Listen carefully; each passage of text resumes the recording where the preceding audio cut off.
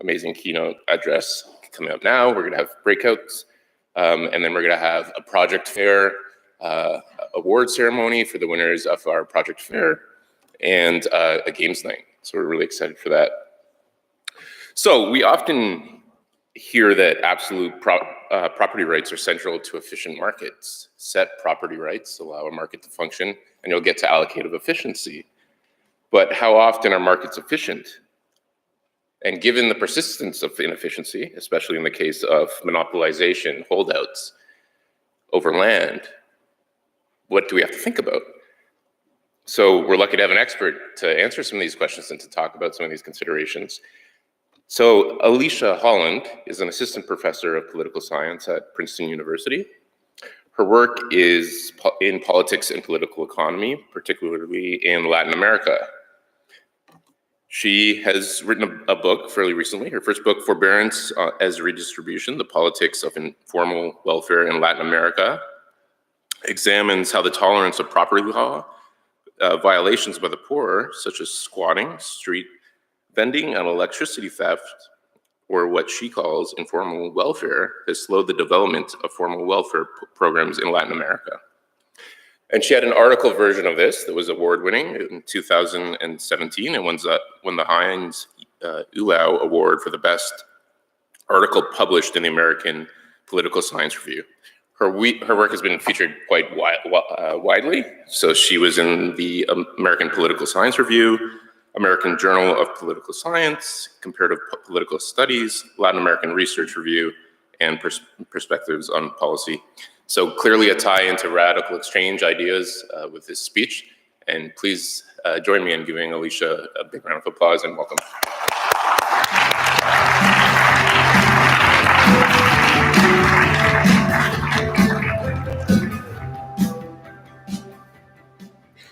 All right, good morning, everyone, and welcome. Today is supposed to be the day of learning, so I'm very excited to bring you to the corner of the world that I study, which is Latin America.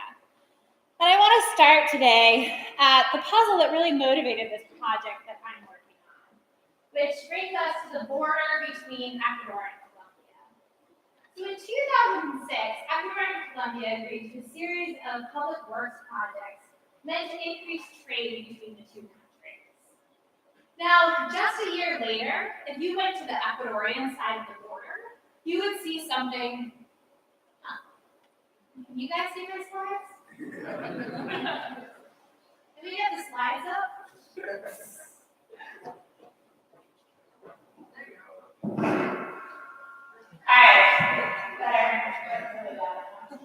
right, so we went to the Ecuadorian side of the border. You would see something like this.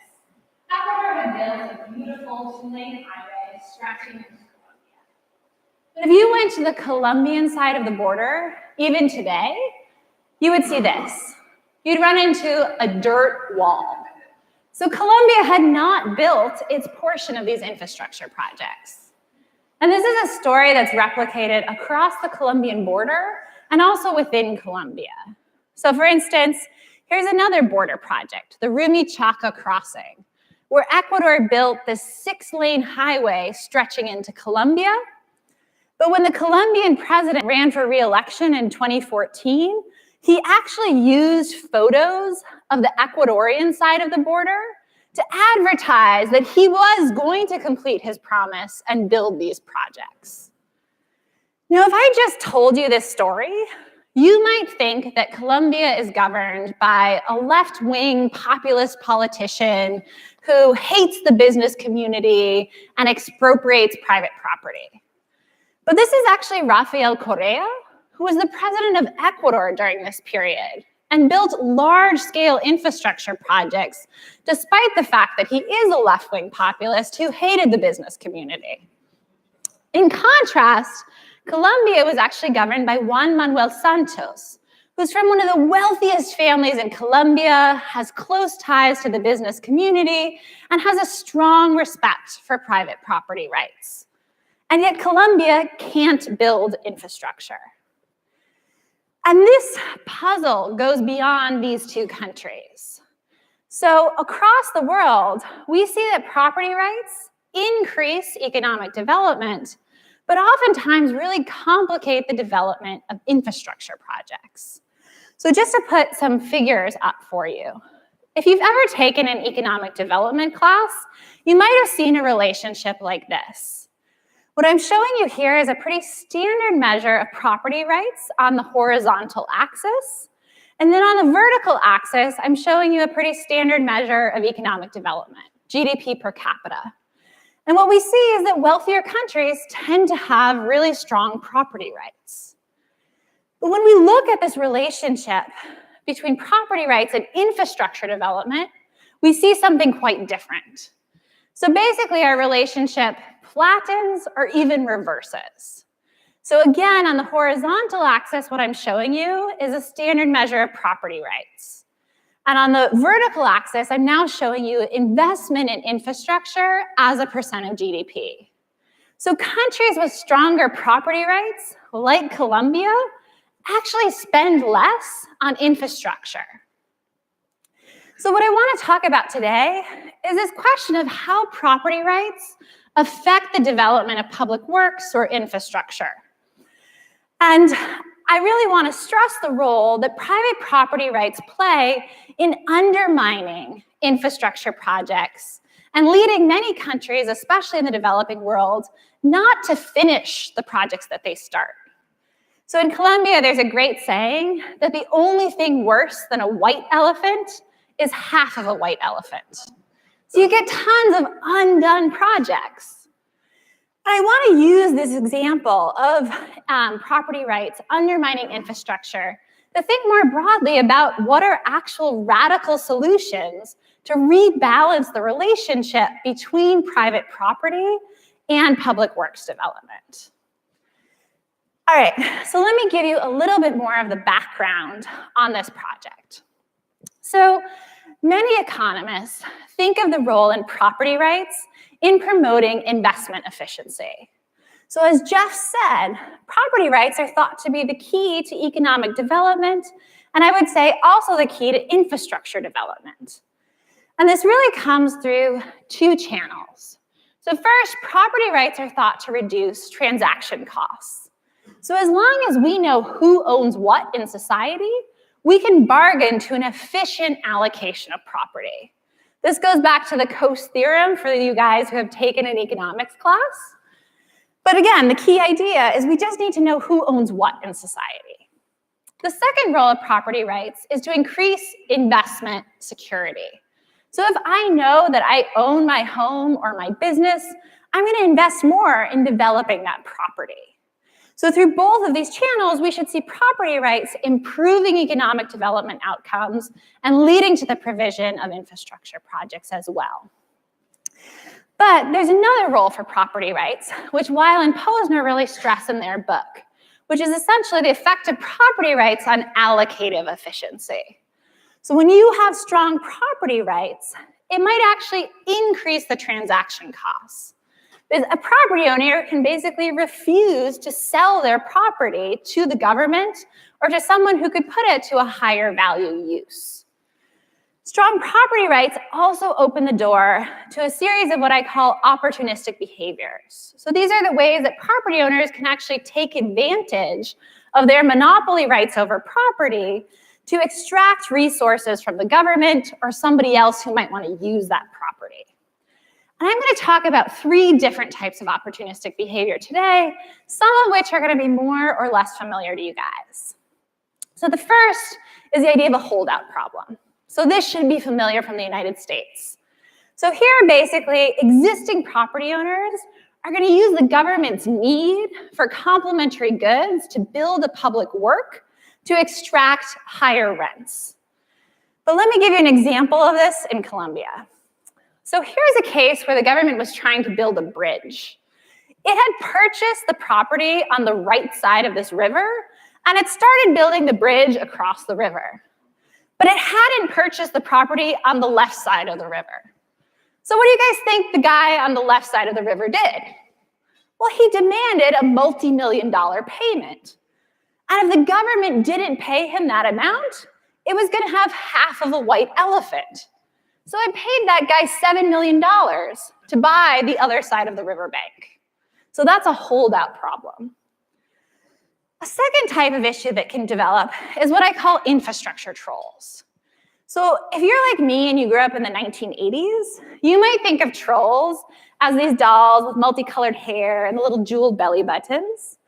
If you're like my students and you grew up yesterday, you might only know about internet trolls.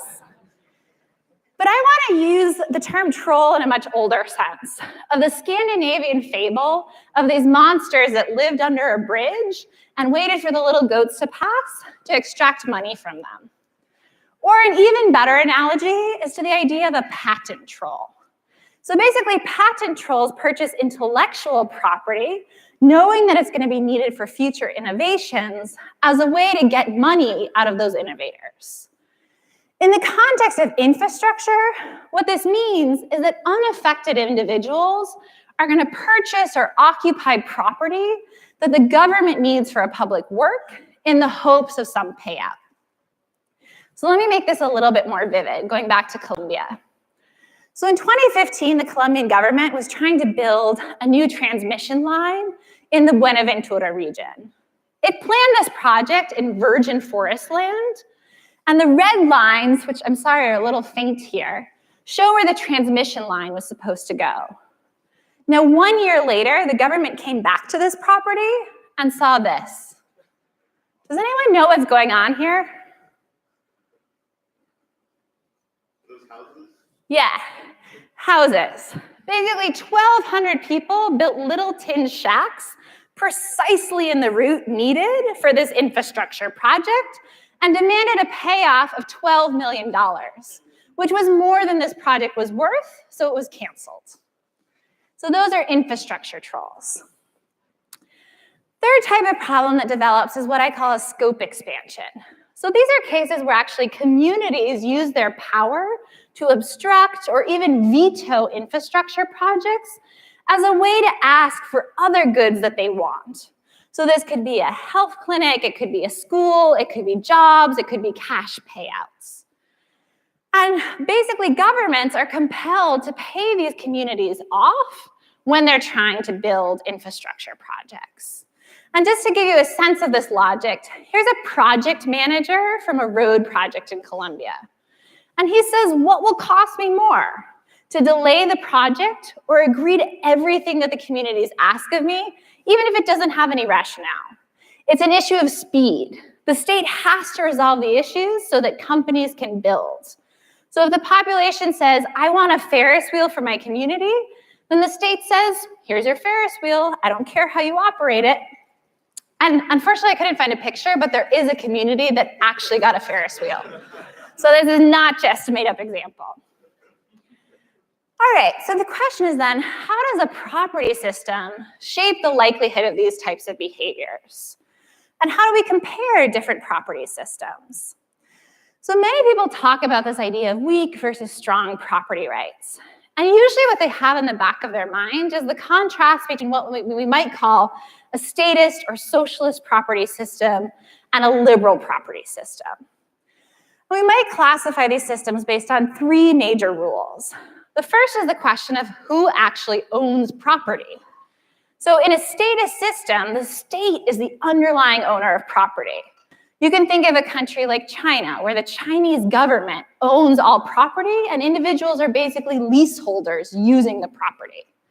That's a big contrast to the United States, where we think that individuals are the fundamental owners of property, and the state can only intervene in your property in very exceptional circumstances. The second key rule is essentially how governments compensate property owners when they try to develop public works. So statist systems tend to only pay property owners the administrative value of the property, what the state essentially can see of the property value.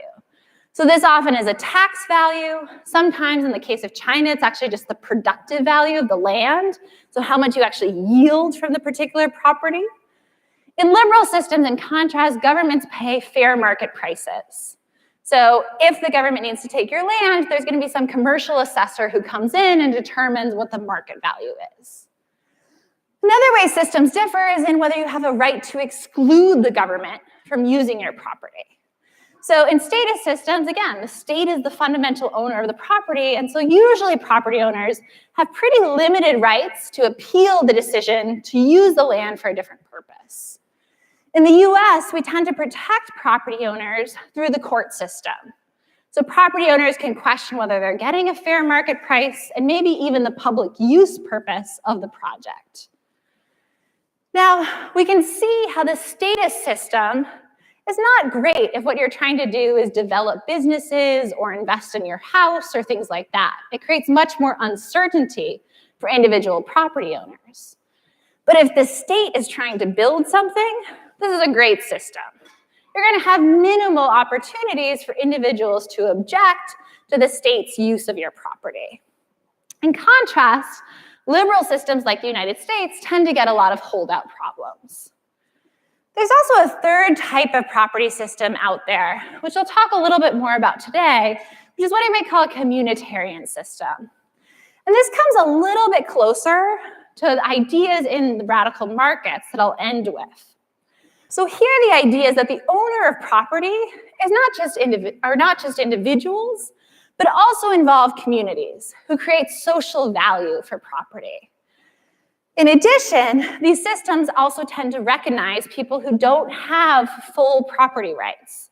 So in many developing countries, a big issue are informal property rights, where people don't have all the documents and therefore might not be able to claim full possession of their property.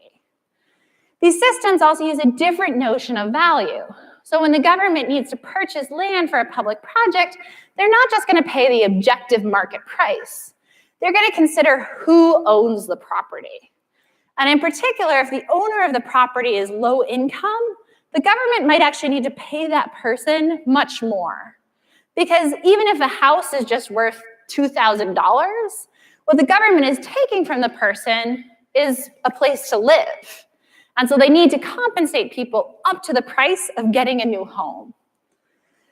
Lastly, in terms of exclusion rights, communitarian systems tend to give groups some voice over the provision of public projects. This usually involves a simple majority veto, where communities are going to vote in favor or against a given infrastructure project. Now again, this provides greater protections for property owners and for a more diverse set of property owners. But it also opens the system up to the host of opportunistic behaviors that I described. So I know this is a little bit abstract, so let's put a little bit more meat on the bones of these different property systems. So let's start with an example of a statist system, which is Ecuador. So Ecuadorian property rules go back to the military regime of the 1960s. And basically they say that the state is the underlying owner of all land in the country. And when the government wants to build a public project, it only has to pay people the tax value of their property. Now, the problem with that in many developing countries is that people actually self-report the tax value of their properties. And what are you going to tell the IRS? Well, you would tell the IRS your property is worth much, much less than it actually is, because then you would lower your tax bill. And the probability that your land actually gets taken from one of these projects is pretty low. So people understate the property value and then get paid almost nothing when the government comes to take their land. In addition, your only right to appeal how much the government is paying you and the use of your land is to basically file a claim with the Ministry of Transportation and Public Works. But in the past 25 years, not a single person has won one of these appeals. So good luck. And what does this mean in terms of the development of public projects? Well, in some ways, there's minimal societal opposition to these projects. So let me give you an example where one community actually tried to resist. So the government was expanding the Pan American Highway, which is the most important highway through Ecuador. And it went through this little town of Lasso, where basically the property values way understated the commercial value of the land in this town. So property owners tried to resist. They staged a protest. And basically the president said, good luck. I'm not even going to pay you those low property values. Instead, I'm going to move the highway. And this town basically became a total ghost town because the highway was the only commercial activity that came through the town. And the Secretary of Planning was very explicit that this was a way to prevent societal challenges to public projects. So she said, if we allowed property owners to extract from the government, then it would happen with everyone. We had to be very firm because of the incentive effects. As a signal to the country, it was a very important case. So the government knew the possibility for societal opportunism and basically tried to send a signal to prevent this. And across projects in Ecuador, what we see is that land poses a minimal challenge to building public projects. So these statistics aren't great, but basically what I'm plotting here is just how much land the government needed to acquire for public projects in the last couple of years. And here's a longer time series that shows how much land the government actually bought. And what you see is that these lines perfectly overlap because the Ecuadorian government can easily purchase the land that it needs for public projects. And so if you talk to people in Ecuador, like the Minister of Transportation, who's now in jail for corruption, what she'll tell you is that land isn't a big deal in the country. Why would we let a few people stop such a tremendous social good? The collective good has to prevail. The state ultimately creates and can take away property value. So that's a statist orientation towards property rights, which is pretty terrible for business development, but is terrific when the government goes to build public works. This is a big contrast to a country like Colombia.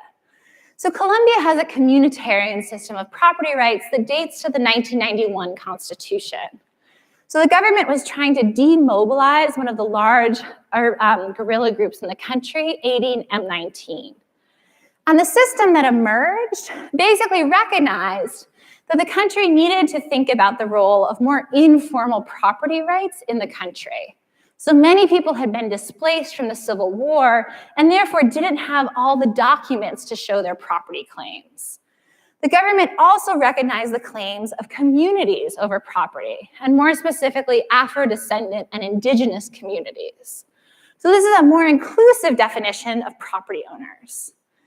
In addition, the government proposed a system of redistributive compensation in the case of property takings. So the Colombian Constitution has a right to housing, which means that if the government tries to take the property of somebody who has a pretty minimal home, it actually owes that person up to the value of a social interest house or a government-provided house. In addition, in terms of exclusion rights, Colombia has a class of very large, powerful landowners who basically were worried that the left was going to come to power and expropriate all of their property. So they protected their property rights through the court system and a strong judicial appeal process. In addition, the government included a set of rules around prior consultation. So essentially, this involves the government's requirement that it has to actually consult ethnic communities about whether to conduct one of these large infrastructure projects. So how does this play out? Well, first of all, Colombia has major problems with holdouts. So I'm going to talk about one highway project, which is perhaps the most important in the country, that goes from the country's large port on the Pacific in Buenaventura to its third largest city. And as the government started to build this highway project, it ran into a very resistant property owner who owned this tourist stop known as the Parador de Buga. Now, the government offered this property owner $700,000 to sell this tourist stop along the existing highway. The property owner said, "No thanks, I'll take you to court." Can anyone guess how much the judge ordered in compensation for this property? Just throw a number out there. $7 million. $7 million, excellent. That is exactly what the judge offered. So I'm not a property assessor, but that seems pretty high. So the government, of course, had to appeal this decision, which took 15 years to go through the court system, during which time the construction was totally stopped. But the government had to appeal because, as the president of the infrastructure agency said, the government has to avoid that each time that the state conducts an expropriation, a property owner can inflate the assessments to take advantage of the state and stop the construction of highways. Now, the second issue that emerged in this project involved infrastructure trolls. So when the government started, it needed about 900 parcels of land. When the project was supposed to be done, about 9 years later, it still needed 250 parcels of land. And during this period, another 277 land invasions, or essentially people building these little houses in the middle of the project, emerged. So this is kind of like Zeno's paradox, where basically the government is advancing in its work of buying the land, but the goalposts keep moving farther and farther away.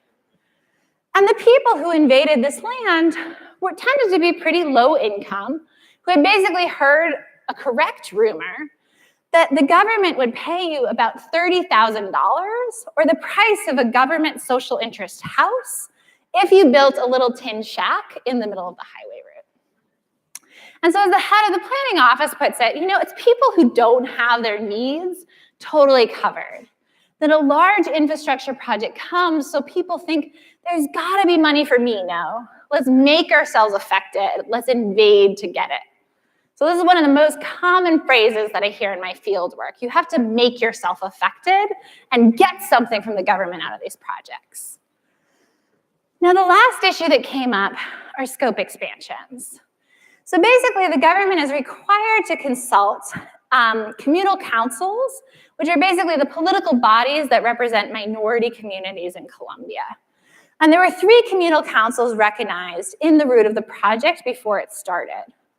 But during the construction process, 9 new councils formed, which were linked to this woman, Rosita Solis, who is lovingly referred to as the spoke in the wheel for her ability to jam up bureaucracy and use it to the advantage of Afro-Colombian communities.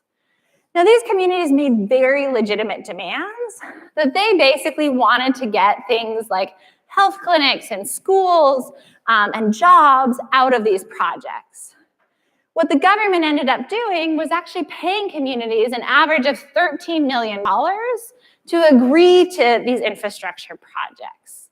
And what's amazing about this sum is that these communities are very small. They're usually about 20 families. And yet they were able to use their rights to block the project to get quite large payments from the government. All right, and if we look more broadly across Colombia, what we see is a lot of opportunism that basically stalls these projects. So here what I'm showing you is how much land the government needed for its infrastructure projects, and then in blue, how much land it actually acquired by the time the project was supposed to be done. Now, if we go back to that figure of Ecuador, I was showing you the land that was bought in the same year that the government tried to build the land. This is showing you about 10 years later that the government still is trying to buy substantial portions of land. And over all projects in Colombia, land and social issues delay construction by an average of about 6 years and cost the country about 0.5% of GDP each year. This is enormous, given that Colombia only spends about 1% of GDP on infrastructure projects to begin with. All right, so what I tried to stress today is the different ways in which countries organize property rights. At one extreme, we have status systems like Ecuador that basically privilege public development of infrastructure projects to the expense of individual property owners. At the other extreme, we have communitarian systems like Colombia that take into account individual property rights and provide stronger protections, but at the expense of actually finishing public infrastructure projects. So of course, the question is there a better resolution to this trade-off between private property rights and social development projects?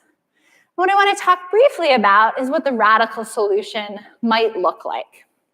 So Weil and Posner propose a system of communal property ownership where basically people have much more partial rights over their property. So individuals would self-assess the value of their property, and at any point, the government or other individuals could purchase property at that price. So this is a much more partial notion of property ownership. It also has underlying it a different system of valuation. So if you think of a liberal market system like the United States, where what people get paid is the market value of their property, the real problem is that many of us actually value our property at higher than market prices. So maybe I love my house, I have some idiosyncratic memories attached to it, and therefore the market price is below what I actually think my house is worth. Well, in this system, basically people would get paid their subjective market valuation for their property. So I could say my house is actually worth much more than the market value. Now, a radical system might also give communities a different set of ways of participating in infrastructure projects. And here the idea might be to combine partial property rights with a system like quadratic voting. So communitarian systems like Colombia give communities the right to participate in decisions about how property is used in the community. But they also basically give people majority veto, which means that maybe not everybody in the community opposes the project.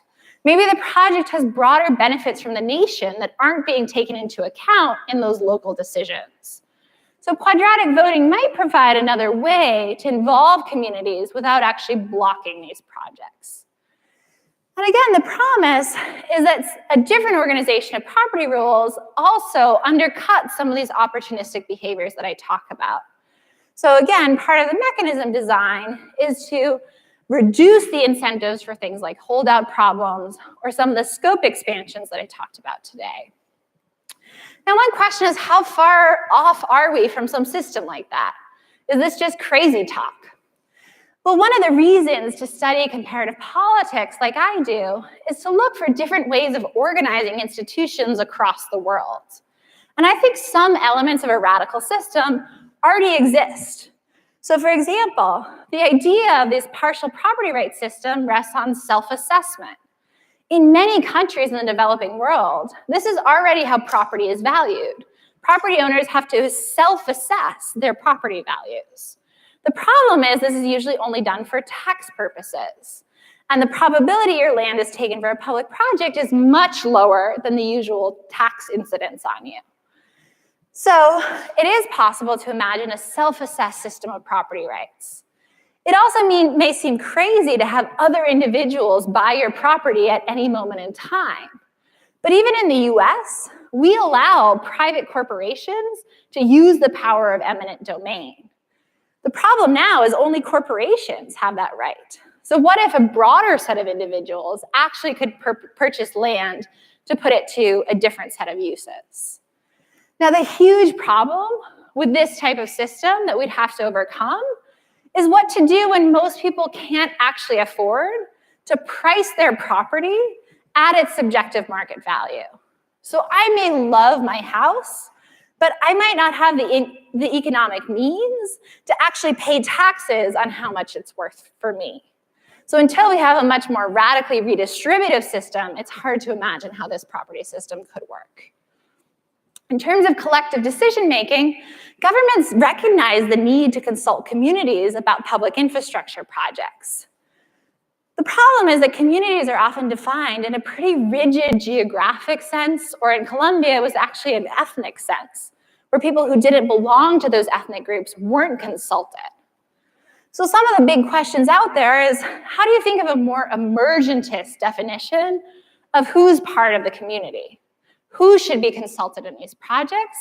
And also, how do you balance kind of local affectation versus the national desire for some of these projects?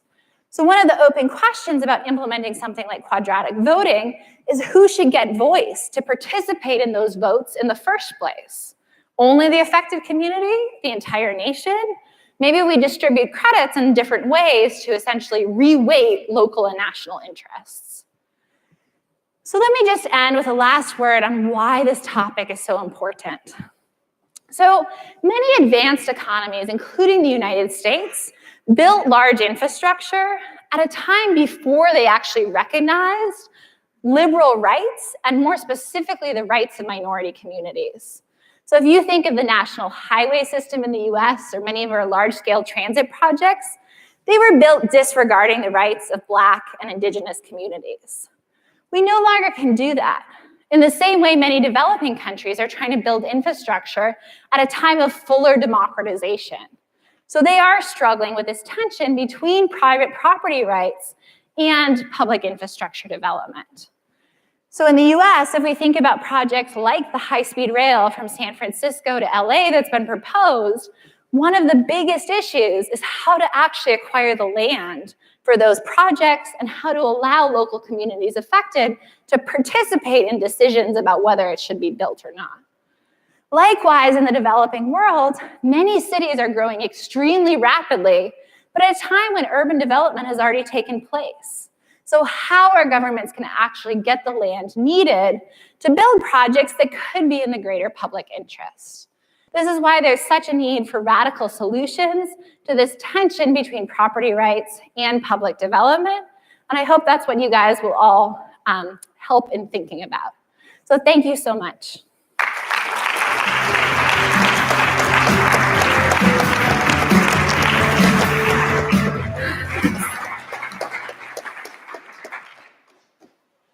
I'm actually blown away by that for you to traverse different examples in the real world and then show us that, like you said, it's not just imagination here with some of these ideas, and then the impact of these ideas, right? Governments have been working on these things for centuries, right? And to introduce new mechanisms that can change the distribution of things. So thank you so much for exemplifying that. So a message that Glenn wanted to pass on, actually, which is, I think, fantastic, is that today we really want to emphasize our unconference sessions as well. So I would invite you to look at the schedule of the unconference sessions today and get involved. So those will be in the partial commons, and this is obviously not to the exclusion of the other breakouts. There's a lot of decisions to be made on what great sessions to go to today. But we want to hear your voices. We want to hear you engaging with ideas. We want to hear you listening to ideas like Alicia just gave us, and really grappling with them and understanding, wow, that can actually be put into place, and what can I contribute to that conversation? So go have the conversation with your now peers around you and get involved with that. And now I'd like to transition to our first breakout sessions. If you check your booklets, you're going to find out where those are, and hope you enjoy them.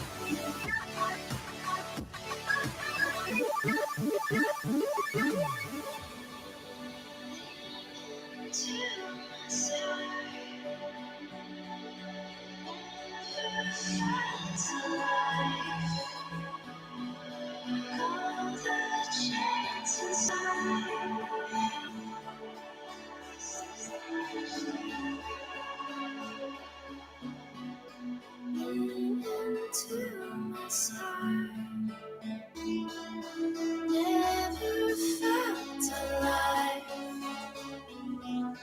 Call the chance inside. You see right through me.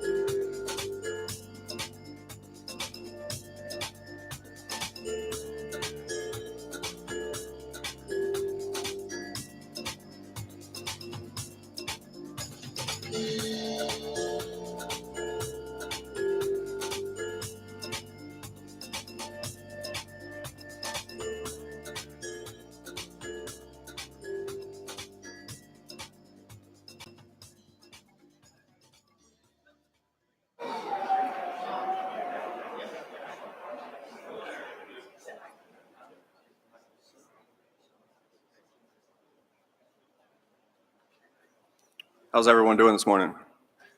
I'm Will Middleton. I'm the treasurer here at Radical Exchange, and I'm here to introduce Zuko Wilcox.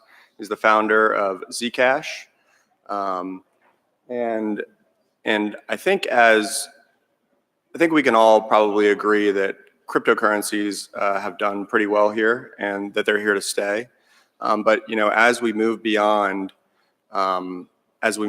cryptocurrencies to kind of more social applications, I think Zuko as he led the way with Zcash, is going to be leading the way, leading the charge, and talking about social income here today. So let's welcome Zuko Wilcox.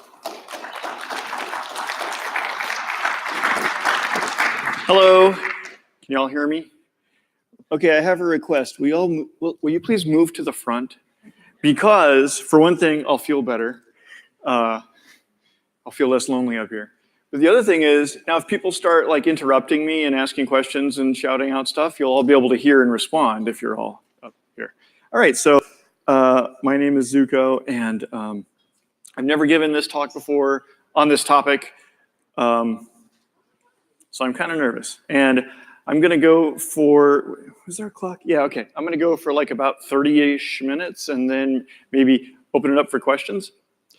Okay, so here's the thing. My background, like Will mentioned, is, well, I've done various different kinds of technology and science and entrepreneurship.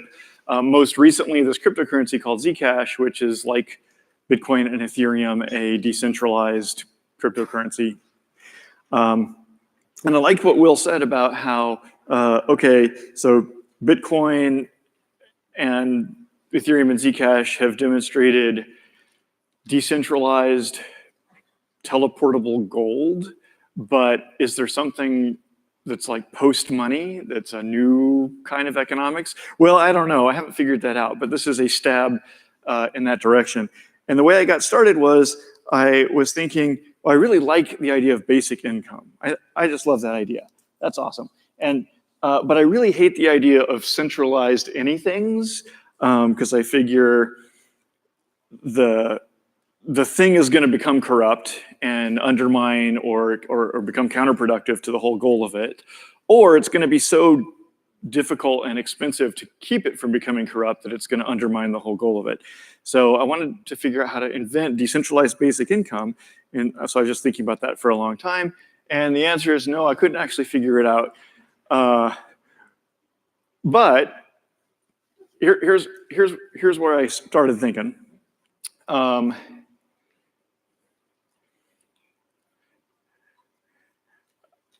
We have cryptocurrencies now. They're fully decentralized, and every human can have a wallet that's local to them. It's a software agent that serves them and does things for them. And so I thought, what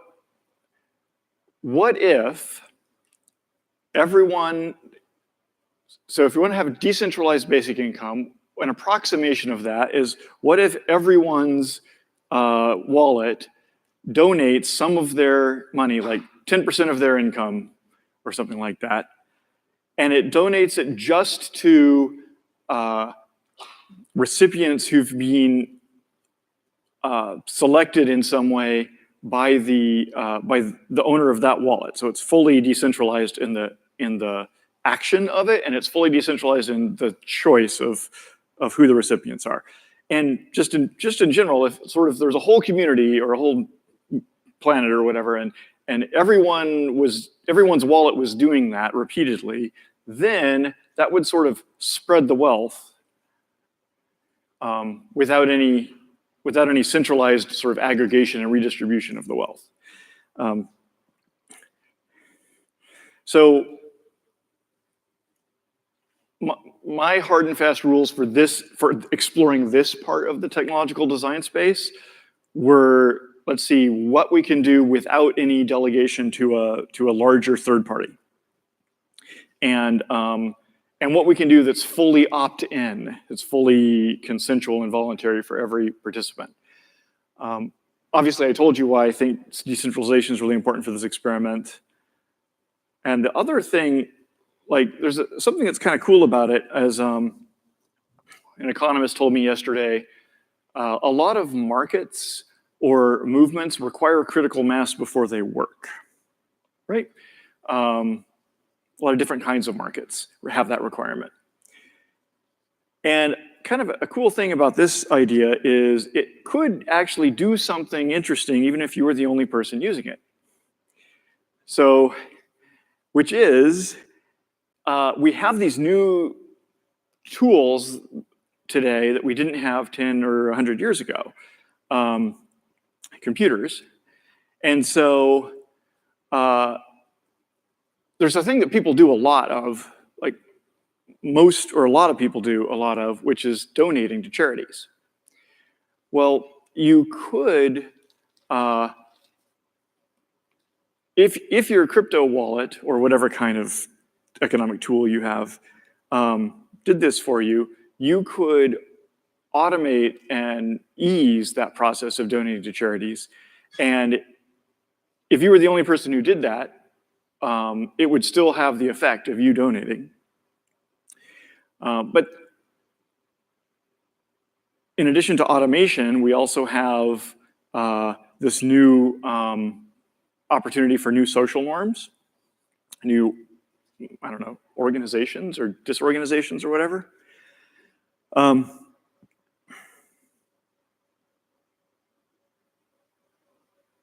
So, wow, I'm gonna have so much time left for questions. I hope you're thinking of questions, because this is a very simple idea and I don't have a whole lot to say about it. Well, I do have a whole lot to say about it, but it's a very simple idea, which is just, let's all start automatically donating to random people, either friends or charities.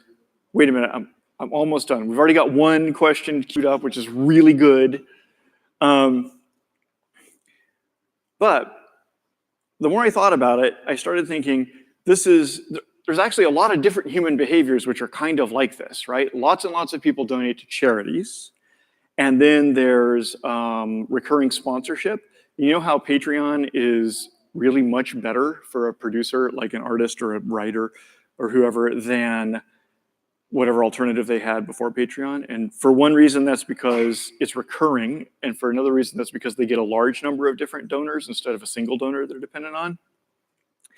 And then, there are lots and lots of people give sort of algorithmically based on their culture, like in Christianity and Islam that I listed here, and Judaism. And that also is recurring and sort of, it's intended to be semi-deterministic, like there's a formula for it in those traditions. And then there's the idea of basic income, which hasn't been really deployed at scale in whole human cultures yet, but it's a widely appreciated idea. And then there's taxes, which is similarly an algorithmic, society-wide process. And then does anybody know what a chama is?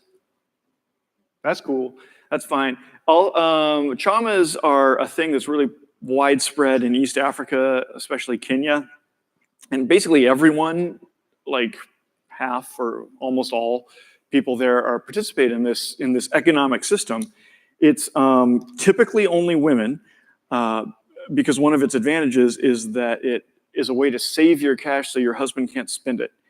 And it's a group of friends or like community members who know each other, and there's maybe 10 or 20 in a typical group. And it's a collective savings or collective social insurance system. So one way that people do it, and not only in East Africa, but also in the Caribbean, and they used to do it in Korea back when Korea was poor, and so on. Often these people don't have financial services like banks. And you can think of it as savings, because one way, there's different rules for different chamas or micro savings clubs. One way is that just every month, everyone in the club gives some money to the next person. It's their turn that month. So if there's 10 members, then you're giving to the other club members for 9 months, and then on the 10th month, you get 10 times as much that month. And so in that sense, it's kind of savings, because you're putting in for the first 9 months and then you get it back. But in other cases, it's more based on needs. So a typical way to do it is that somebody has like a can, and everyone puts their cash in the can, and that person holds on to it for them. And then whoever has a funeral first, they get to pay their funeral expenses out of the can, because that's a very difficult expense for them. So I was interested in, when I learned about this practice, I was interested in how it's really, really widespread, but that almost everyone that I chat with about technology every day has never heard of it. and that it's totally decentralized and voluntary. And I thought how if we had computer programs that could manage our money for us in a totally decentralized way and do things for us, this is one of the things it could do. You could, if you had your phone, well, okay, so there's at least 2 or 3 ways the social income idea could be applied depending on who's the recipient of the money. So in all 3 of the ways, it's fully decentralized and voluntary and automated and computer assisted. But in one way, the recipients are all of your friends, like everyone in your address book, or all of your Facebook friends or something. And that would be kind of like a chama, and it would be kind of like that practice that if your friends got laid off and you go out for drinks, you offer to buy them drinks or whatever. It's just like friendly. And it'd be kind of like social insurance. Like if you had a better job or a more steady job, you would pay out more. And if you lost your job, you would get paid by your friends automatically. Oh, and I didn't mention this part about the technology. When I said there are these techniques that we have today, computer assistance and social norms, there's a thing that I didn't mention, which is cryptography, which is what I'm actually an expert on. That's the thing that I have most specialized in my life is cryptography. And an interesting thing about it is it might be possible to provide privacy over this behavior, over the transactions, over the flow of money in the system in a way that probably wasn't really practical before. Well, we do have privacy around donations and charities and tithing and all that stuff. It's totally standard in all of our cultures that stuff is often private. There's often social norms around what gets exposed to who. But the way that typically works is by some intermediary like the church protecting the privacy of the other participants, like who they receive money from or who they give money to. But with cryptography, we could have a fully decentralized system which also included some kinds of privacy, and it would depend on what you wanted. Different kinds of privacy are implementable with cryptography. But I was reminded of this when I got to the part about how it's kind of like social insurance or helping your friends out. There's an interesting difference between normal old helping your friends out, which is with this modern technology, we could make it so that nobody knows who's among your friends is paying who else among your friends how much. Like if everyone was doing this, and I said there were 3 different ways to do it. There's paying out to like all your friends, there's paying out to selected charities or public works or something like that. And then there's paying out to all local people. It would be the 3rd way. And I'll try to get back to it. But real quick, if we're doing it in the payout to all your friends way, then we could use cryptography so that you don't know which of your other friends are paying or getting paid how much. So you only find out the total effect on you if that makes sense. Well, the interesting thing that I like about it is maybe what if somebody loses their job and they don't want to tell their friends that, or they don't want to ask for help or whatever. Well, if everyone was already running this automated encrypted thing, they would automatically get a little trickle of money from all of their friends without their friends knowing even. That's actually technologically possible. And that's interesting to me. So that's the FriendNet version. And one thing I really like about the FriendNet version is that it's a viral marketing campaign, because you can get a message that says, hey, 3 of your friends are doing this social income thing, and if you install social income and become part of social income, they will send you some money. But then also you will start sending them money as well. I don't know, that's an interesting possibility. If you paid out to all local people, or all random people, let me try to explain clearly. This is how I got started on this idea of decentralized basic income. And to be decentralized, there's 2 fundamental problems. There's the problem of the reason to be decentralized is because of the first fundamental problem, which is the corruption or failure or inefficiency of the centralized operator. But the other fundamental problem, which is sort of technologically subtle, and I think a lot of people don't recognize it yet, is what we call the Sybil attack in computer science and cryptography. But what it boils down to is that there is no way to give money or access to a computer program or anything. There's no way to give anything equally to everyone on the planet because you can't identify them. And if you try, then you're vulnerable to someone taking advantage of this by spoofing billions of identities and getting a billion times more than they were supposed to. That's the fundamental problem with identity, which, and as you probably do know, identity is sort of the fundamental need or necessity for a lot of the novel mechanism designs from the Radical Markets book and so forth. So it's a really deep problem. And for my exploration of the design space, my solution was we're gonna not depend on a solution to that problem. We're going to assume that you can't identify all of the 10 billion other people. Just you can't. That's absolutely the case today, and I think it's a pretty good part of the design space to build something that assumes that's still the case tomorrow. And that's why one variant of this is your phone gives out money to either randomly selected people or to like every other phone that it's ever been within 10 meters of or something like that.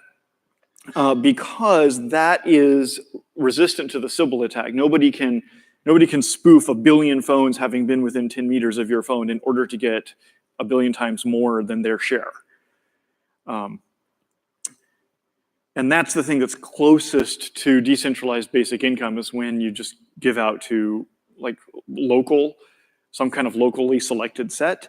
And it's still global because it's transitive. So if everyone did that over time, then the wealth would continue to spread further and further, if that makes sense.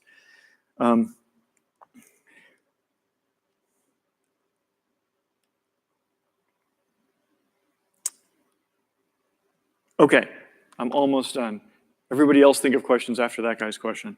I've only spent like a third of the time we have here, so if you don't have questions, we can all go do something else. This is just a half-baked idea I had so far. That's all it is at this point. But one thing I really like about it is that it's easy to try, it's easy to experiment with. A small group can start messing with this idea. We can get charities. There's a whole bunch of charities that accept Zcash donations. Zcash is that cryptocurrency that I'm one of the architects of. There's a whole bunch of nonprofits and charities and activist groups and things like that that accept donations in Zcash. It would be totally easy to get them to accept recurring automated donations to their charities.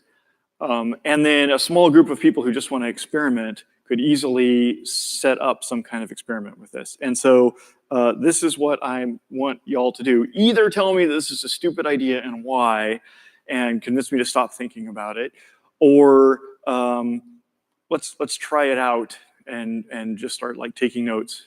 And oh, one last detail. Over the last couple of days when I was here, I started getting an even less fully baked idea, which is that you could, y'all know about the quadratic voting concept? Okay, everyone's nodding at that one. And have you seen the liberal radicalism paper, which is a terrible name, but it's quadratic donating is what it is, right?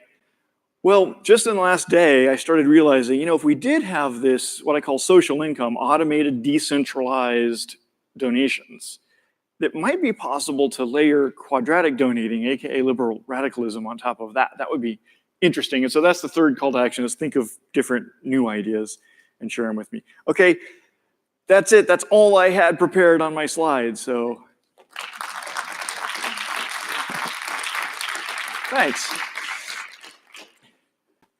So what did you want to say? Come up there. We're here.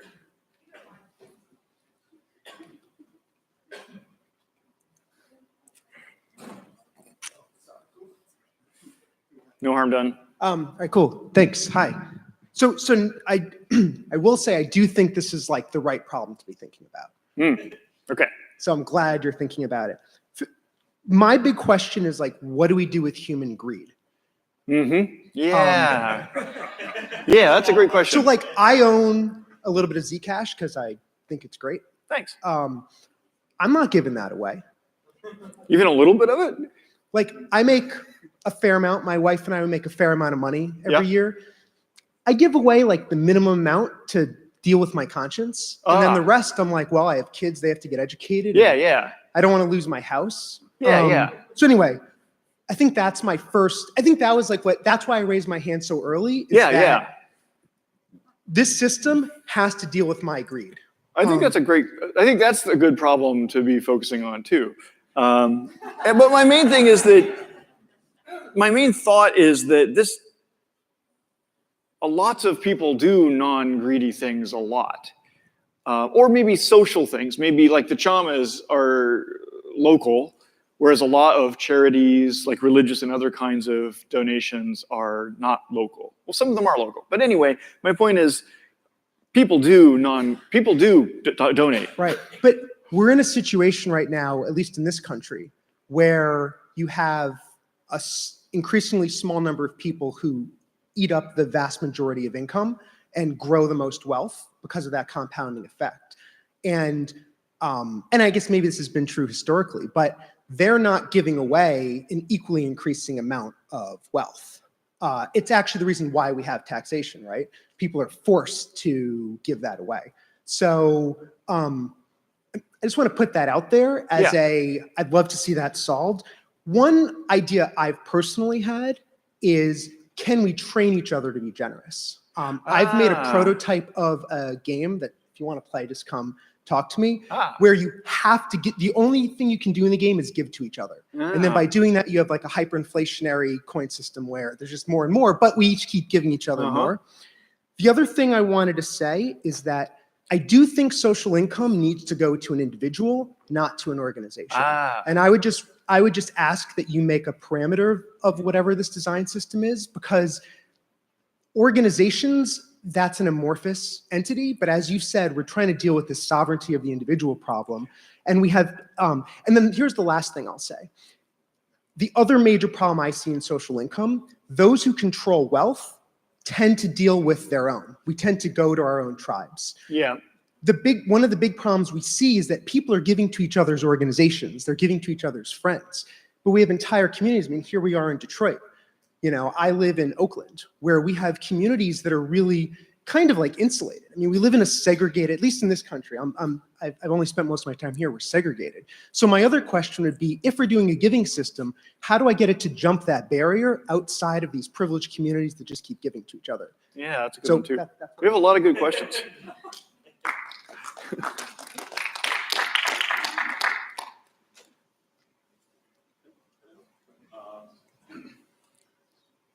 Just, I'm not sure it's technical or conceptual, but when you say you don't like, you like decentralized solutions, are democratic decisions decentralized or centralized?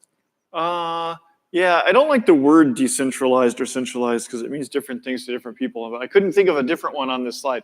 What I meant here is that I want to experiment with things where the choice of who the money goes to is made only by each of the, different individuals who are participating and not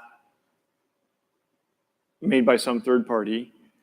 And also the flow of money itself should go straight from point A to point B and not go through a third party. That's all I meant by that. I don't know if my answer to your actual question is democratic decision-making centralized or decentralized. I don't know. Sure, next. How about you, because you're closest to the mic? You all three raised your hands at the same time. Cool. Thanks very much. It's a really interesting idea. Two questions. One is, do you think institutions should give to individuals? Well, you know about givedirectly.org? Yeah. I'm not sure what you mean by the question. So I guess just like museum or other public works, right, that are maybe more frequented by wealthy folks or only appreciated by a certain amount, like then giving to everyone or giving to a specific targeted group.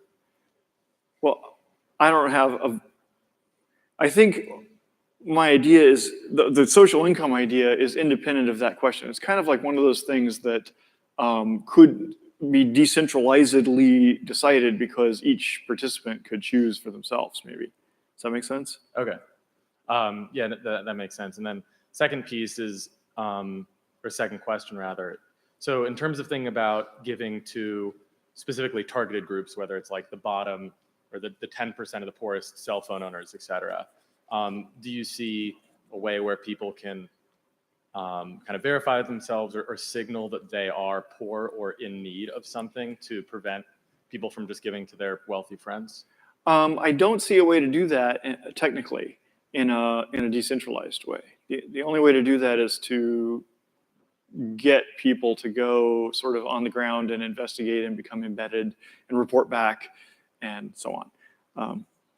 So it's possible to do that, but outside of the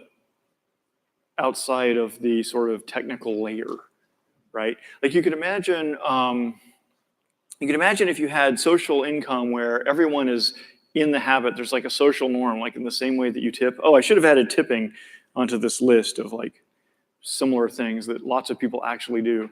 Or if you tithe or whatever. Also, everyone's in the habit of letting their phone give money in the social income sharing system.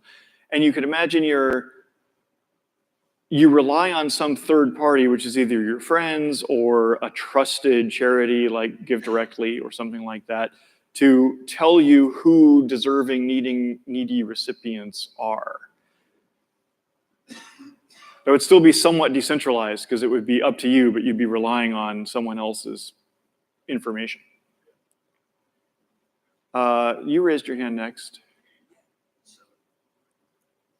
Yeah, so thank you so much for the talk.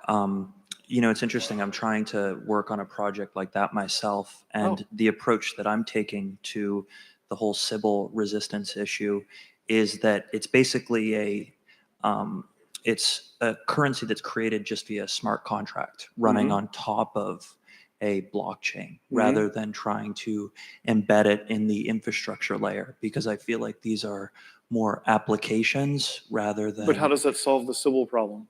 Yeah, so the way that it works is that it is you basically lock up funds within a contract, and that contract will then give you back a share. And then every time you lock up more funds into the contract, those get distributed to everybody. And then we go to merchants and people that are working. So kind of we're building on top of it like an Uber type marketplace. And all of the participants in that marketplace only accept that as payment. So in order to pay them and in order to get that service, the money has to go through the contract, which pays everybody else. And the idea is that we don't put any requirements, as in you have to like announce how much of these shares you have. You can create more of them if you want. You can speculate on them if you want. So we really don't opinionate. So that was just the approach that I was taking. What's the name of that project? It's called P3C.io. Yeah, I'll give you my card at the end.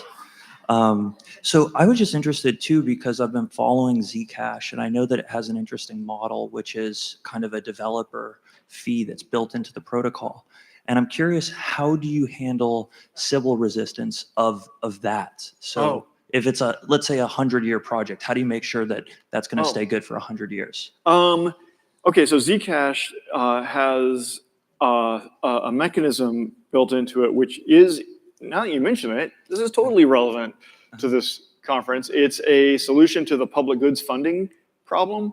So the public good in question is development of Zcash itself, like new software and new cryptography protocols and all this other stuff. And the way the funding system works is that all holders of Zcash, everyone who owns some, like that previous guy who has a little bit, whether they know it or not, I wonder if that guy knows it, they're effectively funding that development system, which is, I'm one of the chief beneficiaries of that funding because I run this company that develops and upgrades Zcash, and that company gets paid by this funding system. But anyway, the point is it is purely decentralized and it's voluntary, it's opt-in, but all of the holders of Zcash pay into the funding in proportion to the size of their holdings. Does that make sense? So via like inflation in a sense? Yeah, it's Is what that- they call inflation in cryptocurrency world, which is different from what they call inflation in economics world, so be careful. I would call it issuance, that the blockchain produces new Zcash coin, it issues new Zcash coins, and a portion of the newly issued ones goes to the developers to upgrade it. Does that make sense? So my question, and kind of like looking into the system, because I'm not too familiar with it, is how do you make sure that, let's say in the future, like 50 years in the future, you've retired, you're living out on a nice beach somewhere, you don't want to deal with cryptography anymore. How do you make sure that the new developers are also getting those funds in order to continue the thing? Like, what's the handoff process for that? Well, there's these two problems, Sybil versus centralization. And the current system that we use in Zcash avoids the Sybil problem. No one can spoof being a developer and claim that they're helping and claim to be a billion developers and get all of the funding. But it doesn't solve the centralization problem. The current Zcash coin holders are relying on my company and one other organization, which is a nonprofit. It's a foundation that I don't have anything to do with. But there's two, so that's better than one, but it's still just two specific centralized things that are benefiting from the funding and that are supposed to be giving back by improving the public good on everyone's behalf. Does that answer your question? Yeah. Basically, I don't know how to make it long-term, like 50-year secure against the corruption of centralization. Yeah, I mean, it's such a difficult problem. Yeah, well, the reward is scheduled to end, so that will solve the problem of centralization, but then it'll open up the problem of underfunding of public goods. Yeah, I mean, it's such a huge problem for these decentralized projects. And what I've found is that the personal approach that I take is that, or that I believe is that if people really believe that what you're contributing is good and useful, I think that you can just be a part of it. And then if people don't believe it anymore, then they can just fork it and move to something else and then just say, oh, well, we don't want to pay you anymore. And then you can sort of go to a different system that way. But that's sort of my own approach. Thank you so much. Oh, thank you. Yeah, you.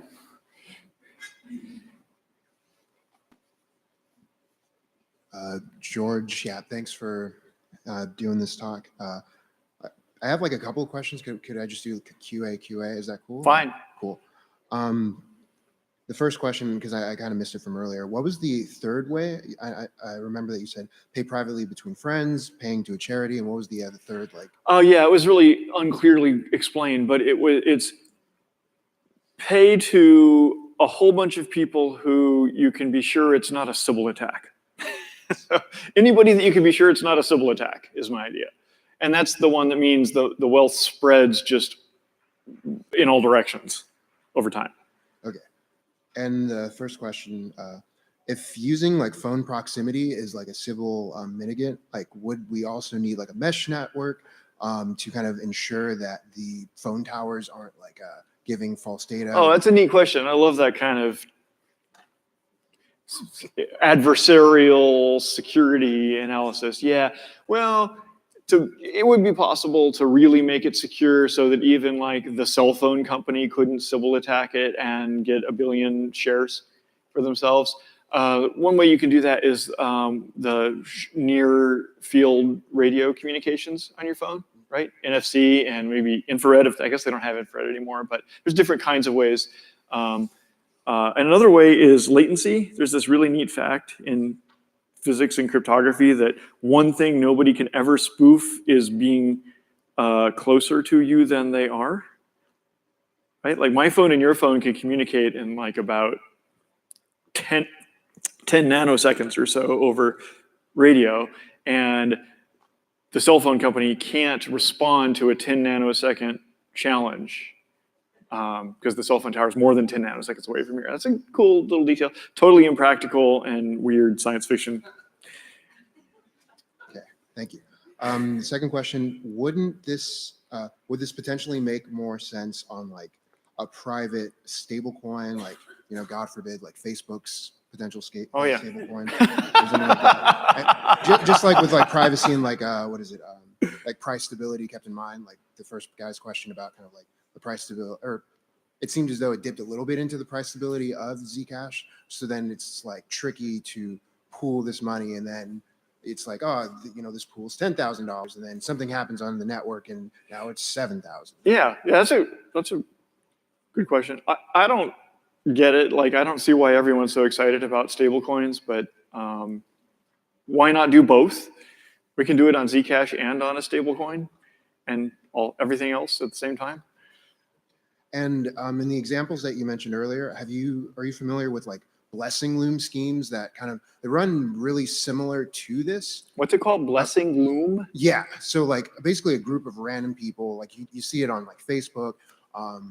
It's also kind of like a raffling round or raffling scheme effectively, but like raffling rounds are a lot shorter term. So there isn't really like a means to kind of like call it and, you know, receive like a corresponding share.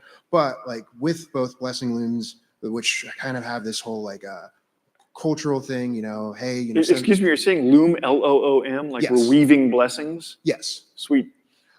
So like they end up running a lot like Ponzi schemes because partially, not quite it's the same adversarial consideration with like Sybil resistance, but it's just that the organizer is just running off with the money, and you know the next person says, hey, could I get, you know, $50? I crashed my car and there's no money.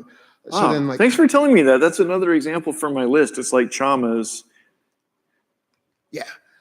So like how, I guess like what would we, or hypothetically, would you want to like keep the circles small enough so that Ponzi schemes are like not economically feasible because everyone knows each other and, you know, you can't. That's a really great question.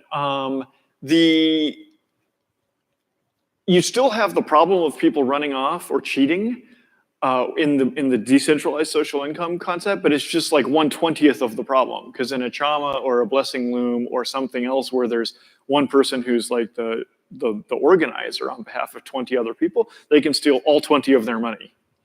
And with having your phone do it on behalf of everyone, you could have one person who is like not pulling their weight, right? They're like pretending to donate into the pot, but they're not really donating into the pot, and you can't really tell. So you do have to think about, that's a good example of why you can't just do this for like 10 billion people at once, is because you can't tell who's actually doing it and who's not. And then your question was, should you keep it into a small enough circle? I think that's a really good answer. That's how Chamas work, is that you keep it into a small enough circle and everybody has a stake. Like Chamas are all women from the neighborhood who've lived there their entire life and they have families. And so there's like a lot of social and economic reasons for them not to cheat. Anyway, that might not be the only way. Keeping it small might not be the only way to prevent cheating. I don't know. Social norms are a really great way to prevent cheating. Religion is a really great way to prevent cheating. We just need to get Judaism and Christianity and Islam to mandate that you run this on your phone. And then that would probably help a lot. And this seems like similar to like insurance, like what are, did you kind of like look into kind of like the history of like how insurance kind of like popped up and like how would, I mean, is there incentive to make this different from insurance, or is it just that like the way that insurance works is just, it works well, it makes sense, and we just need to kind of like distribute it such that like people aren't, or right, yeah. What do you think? Yeah, I don't know the answer to those questions. I haven't studied the history of insurance very much at all. I do like the idea of local, decentralized social insurance to help you if you lose your job. I don't know if this could do that, but that's definitely one of the things that it's kind of like. Cool. Thanks. Hey, thanks for all the ideas. Who was next?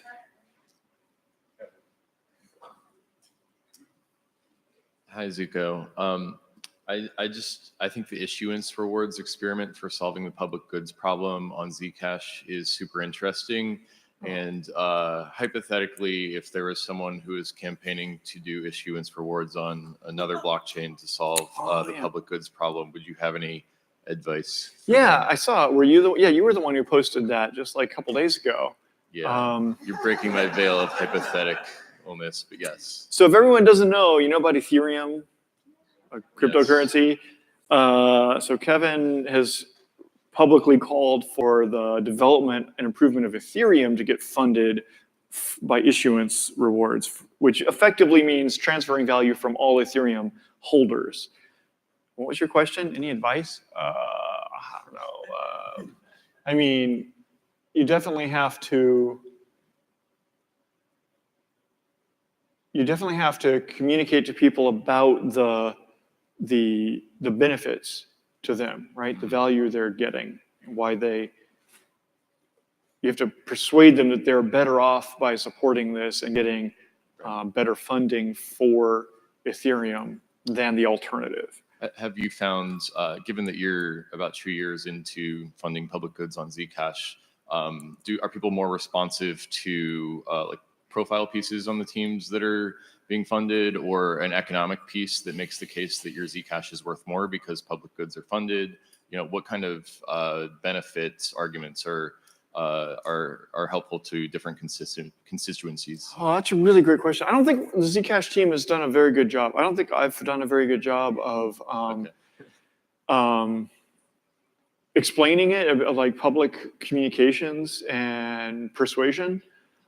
We set it up because, you know, I'm a technologist. Like you saw with this whole talk about how there's this mechanisms that I could see how these mechanisms might do this and that.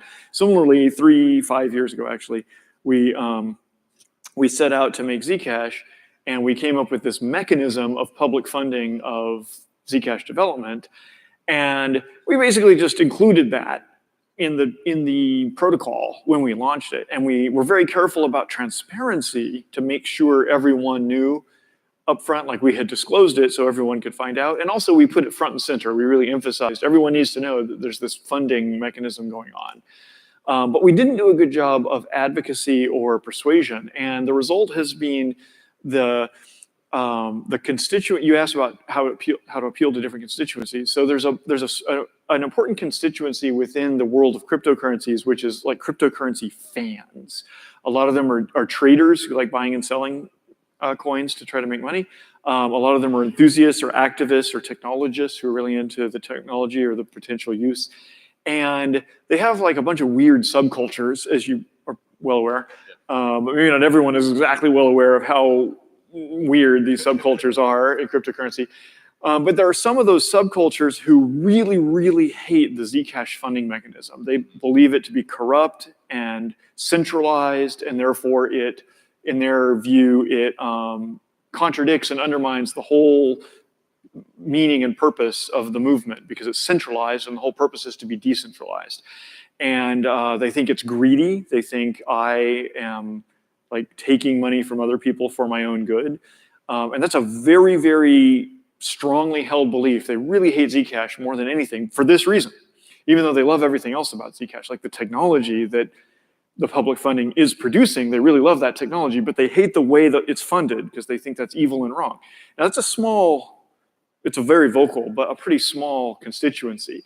At the same time, there's this other constituency within cryptocurrency world, which is entrepreneurs and investors, and they're like finance industry people, and they're very sophisticated and learned and whatever. And if I think for the most part, they all love this model because it's a solution to an otherwise unsolved problem of funding public goods. Does that answer your question? Yeah, that's a useful data point. Thank you, Zuko. I think you're next. Hey, we're running out of time. I'm happy to talk about this all day and all night, but presumably we have to stop at some point. Actually, thanks for bringing this topic of the social income. That's the topic actually that brought me here from Russia. And so just for your question about the mutual insurance, there are some nice projects on car insurance, like the group like self-insure each other. And they create a pool. It's based on Ethereum and kind of they vote on each case and each claim. What's like a keyword or name for this? Teambrella, I think. What umbrella? Teambrella. Teambrella, yeah. Oh, I don't understand what the word you're saying. Teambrella. It's like umbrella. Teambrella. It's like from team and umbrella. Okay, got it. Team and umbrella put together. Yes. I just also watching them because it's not so easy because they discuss each claim. It's like it takes like 5 days. But still it's a community process. But my question is like, or my comment, point is, it looks like the proof of identity, like CBIL resistance is the hardest problem. Because then you can build on top like the network, and, the scalable blockchain consensus. But what about the following? Like, think of what is the most scarce resource, let's say, on Earth? It's our time. And what if we all get together on, let's say, in some point of time, like at 12 p.m. and on some like app, like nice app, and we just try to solve some AI hard Turing test? I'm familiar with this kind of solution. Oh, sorry. Yeah, it's a proposed solution for Sybil attack, and like a good way, a way that I like the idea of it is we're going to do it in person and socially. Like whenever there's a conference and we're all in the same room, we're all going to say, okay, everybody here gets an identity. And this is your identity, meaning that you were here in this room at this moment. And that way, we're pretty sure nobody's going to generate 1 billion of them because we would notice. Now, it's good. It's a good start. Like we can't obviously do it for all 10 billion people, but we can start. But it should be online, right? So it should be kind of an online ceremony. I don't think it's going to work. I think once you try to make it scalable, then it's going to become attackable. But I mean, this is what we try to solve, actually. Yes, I agree. It's. I'm glad you're thinking along these lines. I hope you figure it out. Yeah. Are there any other kind of approach to this, or because we thought about a year about how to protect the proof of identity, and it seems to be so far the only one, which is kind of not really socially scalable, but somehow feasible. I know of a few, but since we're running out of time, and there was one more person who already raised their hand, did you have something to say? I like that topic, but we're out of time, and there's only one woman who had anything to say so far. So this is like a completely, unattainable or this is going to complicate things immensely. But how can we use this to create sort of a gift economy? So instead of like remunerating people with money, it's like you send someone a beer. Yeah. Right. And then you imagine that people that have a lot of money, like they also need things that, they can be gifted as well by people that maybe do not have a lot of money, and like sort of transform this into like a truly post-monetary system. All right, I want to answer that, and you'll see that I'm such a geek and economist at heart with my answer. I think my answer is there's this number which is what percentage of your income you redonate, which is 10% for tithing, and it's 1/40th after your basic needs for zakat. My answer is you just turn that number up higher and higher. Once everyone's wealthier and wealthier and has enough of their other needs met, then they can turn it up to 90%, and they can turn it up to 99%. And then that's my answer.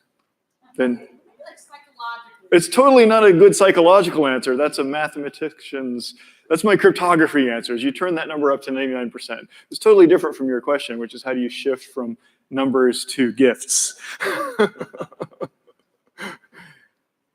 Yeah, do you want to say something?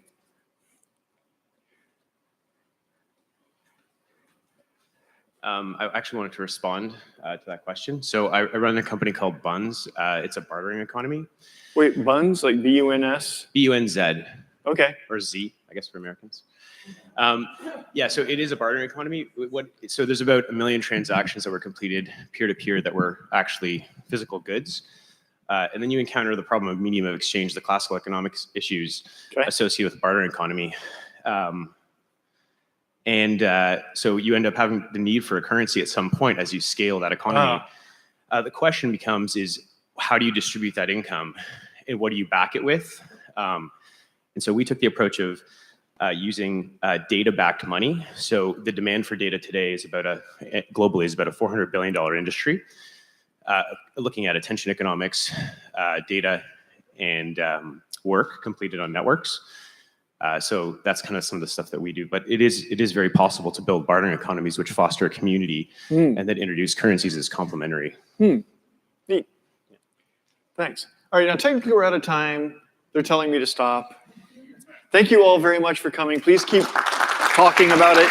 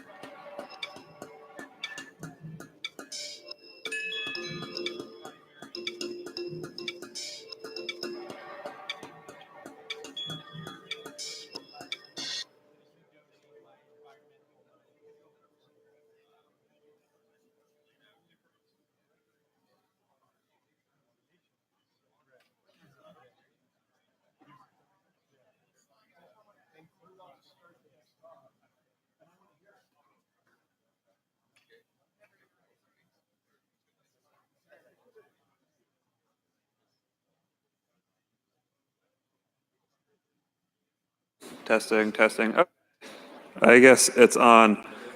Hi, everybody. I'm Mark Lutter. I'm the lead for the activism and government track. And this is one of my favorite panels, not just because I'm on it. And so in addition to the activism and government track, I wear a different hat.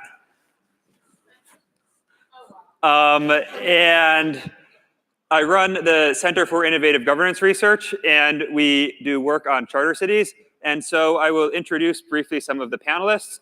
The moderator is Devin Zugel, and I'll tell a short story about her.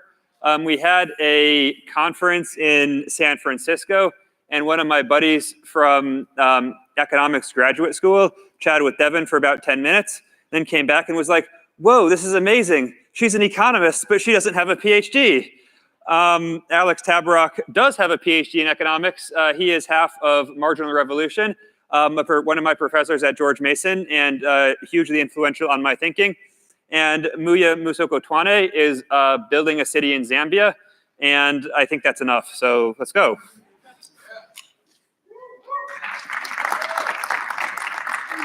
Or here, do you want the side one? Sure. Alrighty, let's get started. Thank you for the introductions. So most people see a city as something that is received, something that can't really be changed, certainly not by a single individual.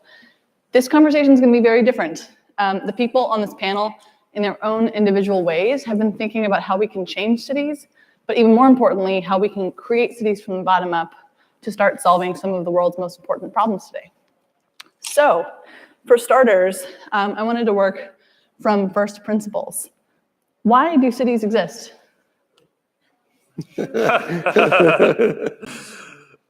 So go ahead. You start. So I'd say the way I like to think about cities is that you can have an economic boom, which is a location of economic activity in time.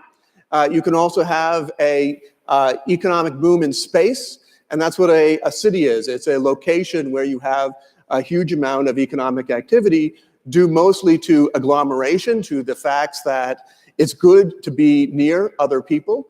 You become more productive when you're around other people. It's also easier not just to communicate, but to deliver goods and services. So businesses want to locate where there are other people want to locate where there are businesses. So there's a whole bunch of factors which cause this convergence, this pushing together of people and businesses in a single spot. So to elaborate on that point, cities are basically labor markets. How do we create areas where people can become increasingly specialized to become more productive?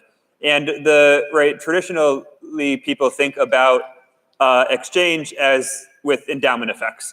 So why does Florida produce oranges while Alaska produces oil? Because there's oil in Alaska and Florida has a temperature that allows you to grow oranges. But in addition to that, there is basically what happens when people focus on single tasks and become more specialized. And cities, by virtue of allowing large numbers of people and businesses to congregate in a single place, allows them to become more specialized and more productive. Yeah, I think I agree with Mark. In a sense, cities were the first market makers, and there were places where people who had deficit needs could find people who had surplus, and so start to trade with each other, and they traded commodities, they traded labor, and so people began to densify around these places of opportunity in order to, maximize their utility. So I imagine that remains the case today as well. I really like this concept of cities as the first market makers. Raises the question of what is the minimum viable product of a city? What is the minimal set of things that a city has to offer for it to be a sustainable market maker moving forward?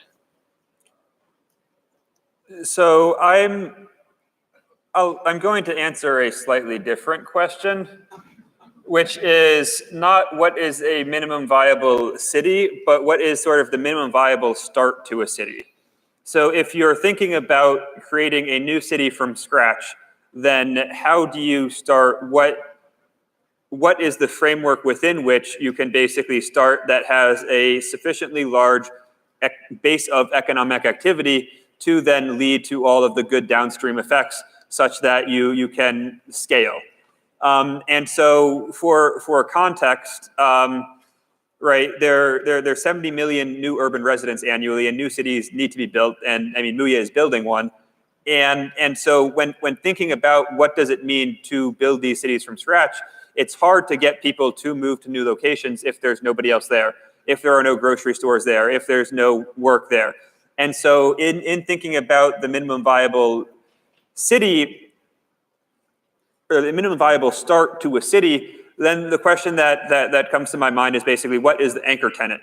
How do you create an institution that employs 1,000 or more people that then creates this locus of economic activity that justifies the building of additional residential houses, of a grocery store, of perhaps more economic activity? And so this is going to be very context dependent, depending on where the project is. In some places, it might be focusing on high tech, on people with soft skills or computer engineering. Some places it might be focusing on early stage textile manufacturing. This is going to depend on the location that it is and the market needs of that location. But in thinking about basically what is the minimum viable city that serves as the minimum viable start to a city that can successfully scale, what I would think about is basically what is the need of the surrounding community that can create this sufficiently large area of economic activity that then justifies all of the downstream things that needed to be contained in the full build out of the city. I think I would add to that the notion that it's very context driven. So, and I think a lot of that is dependent on the highest order need of people in that particular geography. And so if people need housing most, there might be no jobs available, but because the housing is available, they'll live there and commute, right? And so in a sense, you end up having a satellite town. If the fundamental need is jobs over everything else, and then people will then go there because the jobs are made available, and that speaks to Mark's point about the anchor tenant. If it's access to education, then that's what people, again, move there for. And so examples of that would be Oxford or Cambridge in the UK, or other such college towns where the primary residents in a way are people who either learn at the universities or teach at the universities. So in the end, I think because cities are means to an end for many people, the end is what I think drives the MVP. As you build out Nikwashi, the city in Zambia that you're constructing, how do you determine what that highest order need is? So in our case, I think it's been actually something in a state of iteration. So initially it was serving a housing deficit. So Zambia has about a 3 million housing shortfall. And so there's a lot of demand for homes. And so initially what we did is we provided vendor financing on subdivisions of land. And so because finance is scarce in Zambia, people saw that as an opportunity to have access to land ownership. And so they started buying land in pretty high volumes from us. But now it's apparent to us that there are two issues we need to solve for. One is the creation of jobs in general to create economic anchorage and long-term sustainability that's not dependent on the initial raison d'etre of people's purchases. And then the other is economic disintermediation, right? So Zambia is a developing country. It's prone to commodity cycles, given that its economy is fundamentally linked to the copper price, which is what it trades most. And that's not something that we like as a city developer. We would like to have a situation where our city's economy is more dependent on the global economy than it is on the local economy. And so creating means of enabling people to have access to jobs at the global scale but work remotely in Zambia is something we're starting to think about much more now. And so in a sense, what that does, that it insulates our residents from some of the shocks that other people within the country would be facing if the price of copper, for example, was to go down radically, or there's a credit bubble that bursts in the rest of the country. It'll almost be like you have an economy within an economy, and that's something that we're increasingly starting to work on now. My partner is originally from Argentina, and I've spent some time down there.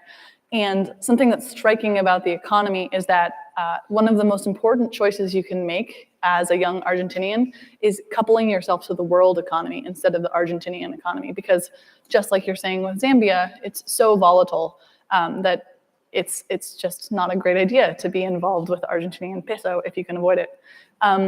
That said, those jobs are scarce, and it's not always easy to find those hooks in. As you build your city, how are you thinking about that global connectivity, and what sorts of things are you building in to make those opportunities more available? So we think education is probably the easiest way to solve for that. And so unfortunately, people who are older won't necessarily benefit from this. But what we're working on is creating a university that trains people and focuses that training on the sort of skills that Mark mentioned earlier. So these high value vocational skills that don't require someone to be based in a specific location. So things like graphic design, things like art and media, things like software development, and then coupling that education with an Andela style placement program where graduates can be placed in these global jobs and be based in a place like Zambia, and therefore earn a wage or a salary in US dollars or whatever the currency is, but it wouldn't be the local currency. And with enough volume, say if we use something like an ISA for funding the university tuition for the students, you have scale because, again, students don't have to pay up front for their own education. And to the extent that you can filter for high caliber students, you can actually have a pretty meaningful workforce built up in a relatively short amount of time of highly skilled, smart, capable people living and working in this city, but serving the rest of the world. What are some examples of cities in history that have been built up from the ground up, much like Nikwashi will be? Brasilia in Brazil is an example. Abuja in Nigeria is another. I guess Pi Ramses in Egypt. Yeah, I think those are three. Do you guys have any lessons to draw from either those examples or others? I mean, I think what's interesting about cities is that the ideal city is really balanced on the edge between order and anarchy. And you can go wrong in either direction. So going wrong in the order direction, like Brasilia, is like a classic example, where it was literally designed to look like an airplane from the sky. Okay, so you may have known Scott's work, James Scott's work on seeing like a state. Well, this was like literally seeing like a god. It was designed, from a god's point of view, which is incredibly arrogant and absurd for the people who were were supposed to be living there, right? For actual people who were never going to see it from the sky. And it's really taken Brasilia 50 years at least to become kind of a more humane city, which it has moved to today. So you can definitely go wrong on the order side, but you can also go wrong on the anarchy side. So looking in India, for example, India is really where we're talking about to a large extent, India and sub-Saharan Africa. So in the next 15 years in India, there's going to be another 250 million people who are going to become urbanized. This is sort of the last big urbanization is India and sub-Saharan Africa. So what we're talking about there is like another 100 or so Chicagos are going to have to be built in one way or another. And one of the things which has tended to go wrong is that the authorities in India have not pre-planned like where the sewage is going to go, where the roads are going to go. This is something which New York did in like 1803, setting out even before anyone was there exactly where the roads were going to go in the grid plan. And that just made development so much easier and so much more effective. So New York didn't plan what was going to go in the blocks, but they planned where the blocks were going to be. And you can see the chaos where this doesn't happen. You have, for example, in parts of India, like in Gurgaon, you have gleaming towers, apartment towers, where the sewage is picked up by truck every single day and then often dumped, in the fields elsewhere because there's no central sewage system. You also see that the electricity is generated for these gleaming office towers using diesel generation because there's no a central electrical design, which is worse to the environment and so forth. So I think that's what's interesting about cities. They really have to be on that edge between order and anarchy. So one interesting story about Brasilia, I was consulting on a new city project in Kazakhstan, and it was a bunch of urban planners. I was the only economist there. And so in the morning, there's a few presentations on basically failed new city projects. Brasilia is, of course, mentioned. And in the afternoon, there's discussion to master planning the city. And one of the urban planners were looking at a map. Okay, so we can put the financial district here, or we can put it here. We can have tall buildings, or we can have medium-sized buildings. And this is in Kazakhstan, so I say to myself what I thought was a somewhat obvious point, but it doesn't matter how tall your buildings are or where they are, right in relation to each other in Kazakhstan, if you don't have a legal system that attracts international finance. Right, like what large asset management company is going to want to go park their money in Kazakhstan when they can just do it a plane right away in Dubai that has adopted British common law? And so when we think about basically America urbanized quite rapidly. Chicago went from basically being empty to having 5-8 million people in about 100 years. It was quite successful. I mean, they did some major engineering feats, including reversing the flow of the Chicago River, as well as raising Chicago itself, 3 or 4 feet off the ground. And there was effectively a system that could do that. Similarly, China, with their rapid urbanization, China has a long history of government, of a state, and so they have state capacity, and they were able to tackle some of these major engineering challenges. And what we're seeing in parts of sub-Saharan Africa, as well as not as frequently, but also to a lesser extent in parts of Asia, is urbanization without industrialization. So you have urbanization, but you don't have the similar rise in productivity and therefore living standards that has traditionally accompanied urbanization throughout history. And one of the things that I think is important to consider and to think about is, in addition to the physical infrastructure of the city, is also the governance infrastructure. How do you create these governance structures that align the incentives of basically the governing body, the decision makers, who decide all right, what laws are we going to put in place, as well as how are we going to even put out this infrastructure, and how do you align their interests with the interests of the people who are living in the city currently, as well as who might live in the city in the future. Just because with the massive scale of urbanization that the world is facing today, this is an opportunity, but it's also to a certain extent a threat, because if these people are not effectively integrated into the global economy, right, it's quite easy to imagine just wide-scale social unrest in various areas if they end up living in the same slums that their grandparents lived in, rather than slowly building out nicer houses, rather than acquiring the skills that we have seen happen in mass urbanizations throughout history. If I gave you a magic wand what would you do with Kazakhstan to define its governance structure to ensure its success? That is right. Like I don't know what that question means, and right. You can write any law that you want. You can hire any judges that you want. But right. So let me explain what I mean by that statement.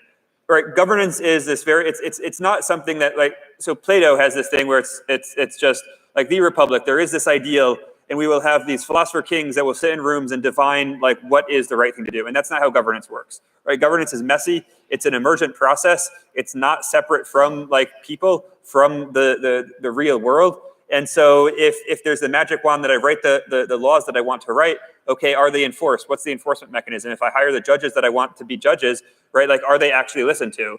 And okay, so if it is basically, if I come in and like actually basically have a credible threat of extreme violence and everybody does exactly what I want, what would I do? I mean, one, I would be a little bit like just skeptical of rapid change, because that might like require me to actually like make good on my threat, and rapid change often leads to social unrest, and I don't actually want to use violence. And two, the other question is, right, like each country is going to have a relatively specific set of constraints. And so I don't think it makes sense to think about some ideal optimal legal structure that can be thought of by philosophers in a room. I think it's important to look at what the constraints a country is facing. And within those constraints, if we're designing a legal system from the ground up, what does that legal system look like to optimize on what that government is facing? So for example, France in 1939, 1938, probably there was a different optimal legal structure than like governance structure than France today. Why? Obviously, like right, facing a giant like threat via its neighbor. And so in thinking about cities, right, if we're thinking about a city that is being built to tap into the knowledge economy, then that's going to be a different legal structure than if we're thinking about a city that is looking to do early stage manufacturing in terms of textiles. And so in thinking about those constraints, then you use that to think about what it means to implement this new legal structure. And I think that's one of the advantages of working with new cities, is that you don't need these threats of violence that usually involve like radical changes in politics, because you have a greenfield site where there aren't special interests, where it's easier to get buy-in from the politicians, from the local leaders, that allow for these substantive changes to be made that hopefully set the stage for decades of economic growth and economic development. So I think rather than a magic wand, what we really need is just much more experimentation. There's incredibly little experimentation in social institutions, particularly ones on the ground. We do see a lot more experimentation in governance structures in like the blockchain world, and in more generally in the, you know, where people are living in the cloud, which they're doing more and more. But we need to bring that down to the city level, where people actually do live, and do more experimentation. Just one thing, for example, you look at condominium associations, which are mini cities. You know, a condominium association has its own entertainment complexes. They have their own security. They have a whole bunch of city-like attributes. And many of them have experimented with different governance structures. Just to throw one out to cause some trouble. For example, making voting proportional to property ownership. Okay, so in a condominium association, it's very common that you get 1 vote per square meter of floor space that you own. And that actually aligns incentives much better than does 1 person, 1 vote. So I think we ought to see more experimentation of that kind. Yeah, I was just going to add that I think part of the solution is seeing cities as experiential products, right? And so the governance stack is part of the experience. And so to the extent that you're optimizing the legal structures to, to enhance your residential, the residents' delight in living there, business's ability to execute its mandate, whatever that may be, I think you have an overall better status quo, in my opinion. So to the extent that one had a magic wand, I think they would have to change literally every single step in the stack and think about what the ideal is. And that will be context driven as well, because each city is going to be different in the same way that every real estate development has to take into consideration its locality issues or locational issues rather. So when I hear cities as a product and governance in the same sentence, I can't help but think of Walt Disney World. How has Disney World shaped the way that you're thinking about Nikwashi, if at all? It's funny you say that, because every time I've been into Dubai, I think of Dubai as real life Disney World in a sense. I think the way it's shaped it is this focus on creating cultural artifacts that are part of the experience in a city. What do you want people to go away remembering the city for, right? And so how do you create those experiences? And I think part of it is your choices in the design, the layout of the city, things like green spaces. What do you actually have in the green spaces? What are the aesthetics that you allow in the city? All those little details, which seem in a sense frivolous, ultimately stack up and add to the experience. So I think what Disney World really did is allowed for this creation of a very immersive experience. And ultimately, I think that's what you want to do. It's, in a sense, Venice would be similar, right? So you go to Venice and you're going to be riding on the gondolas, and that is a very immersive experience. You leave remembering that. And so you want to create those type of experiences. I think Singapore is also an example here, where I remember the first time I went, I passed the Merlion, which is the image of Singapore is this, the Merlion. It's exactly what it sounds like. And I was talking to a friend who said, "Oh yeah, we just invented that. Like that, there's no historical precedence. Someone just was like, we need a national symbol." And they're like, "Well, we're an island nation and we're fierce, so it's a Merlion." And now, like, if you Google Singapore, the first images that come up are almost always a picture of the Merlion with the beautiful skyline in the background. Yeah, so, when I say to people that we ought to have more experiments in city governments, like more corporate cities, people will freak out. But, I stayed in a corporate city last night. It's called a hotel. It's got its own security, has its own a food delivery system. And it was great. And Walt Disney World is perhaps the best example of that. It's perhaps the most beloved city in all the world. Certainly, if you're under 18, it's the most beloved city in all of the world. And it has its own transportation system, has a fantastic system, built in the 1950s of underground trash collection, where it is sucked up like some people have in their homes, an underground a trash system. It's all sucked up and all environmentally conscious and so forth. And so there are good examples of this. It's not to say that every city should be like this, but we need more kind of radical experiments of that kind. And just to briefly elaborate on Disney World, one of the interesting things that I think is often underappreciated is it does have in addition to the governance structure, it does have a degree of basically special economic zone autonomy from the government of Florida. So they created special drainage districts that only apply some laws. For example, fire codes, building codes don't apply to Disney World. And I imagine Disney World is safer than most of the rest of Florida because the incentive structure is aligned. And if there are accidents, if things do happen, then the Disney Corporation will lose a boatload of money. And obviously, this is going to be different in different contexts. As a theme park, it has a different incentive structure than somewhere where the people are full-time residents. But that being said, just seconding Alex's point, I think there are a lot more ways of social organization that might lead to better outcomes that we should try to implement and get there. The idea of corporate cities I find really interesting, especially because, like you were talking about with a pneumatic tube trash system that Disney World has, if you contrast it to walking around New York City, there's just literal piles of trash on the street because there's no one centralizing force that can pick it up.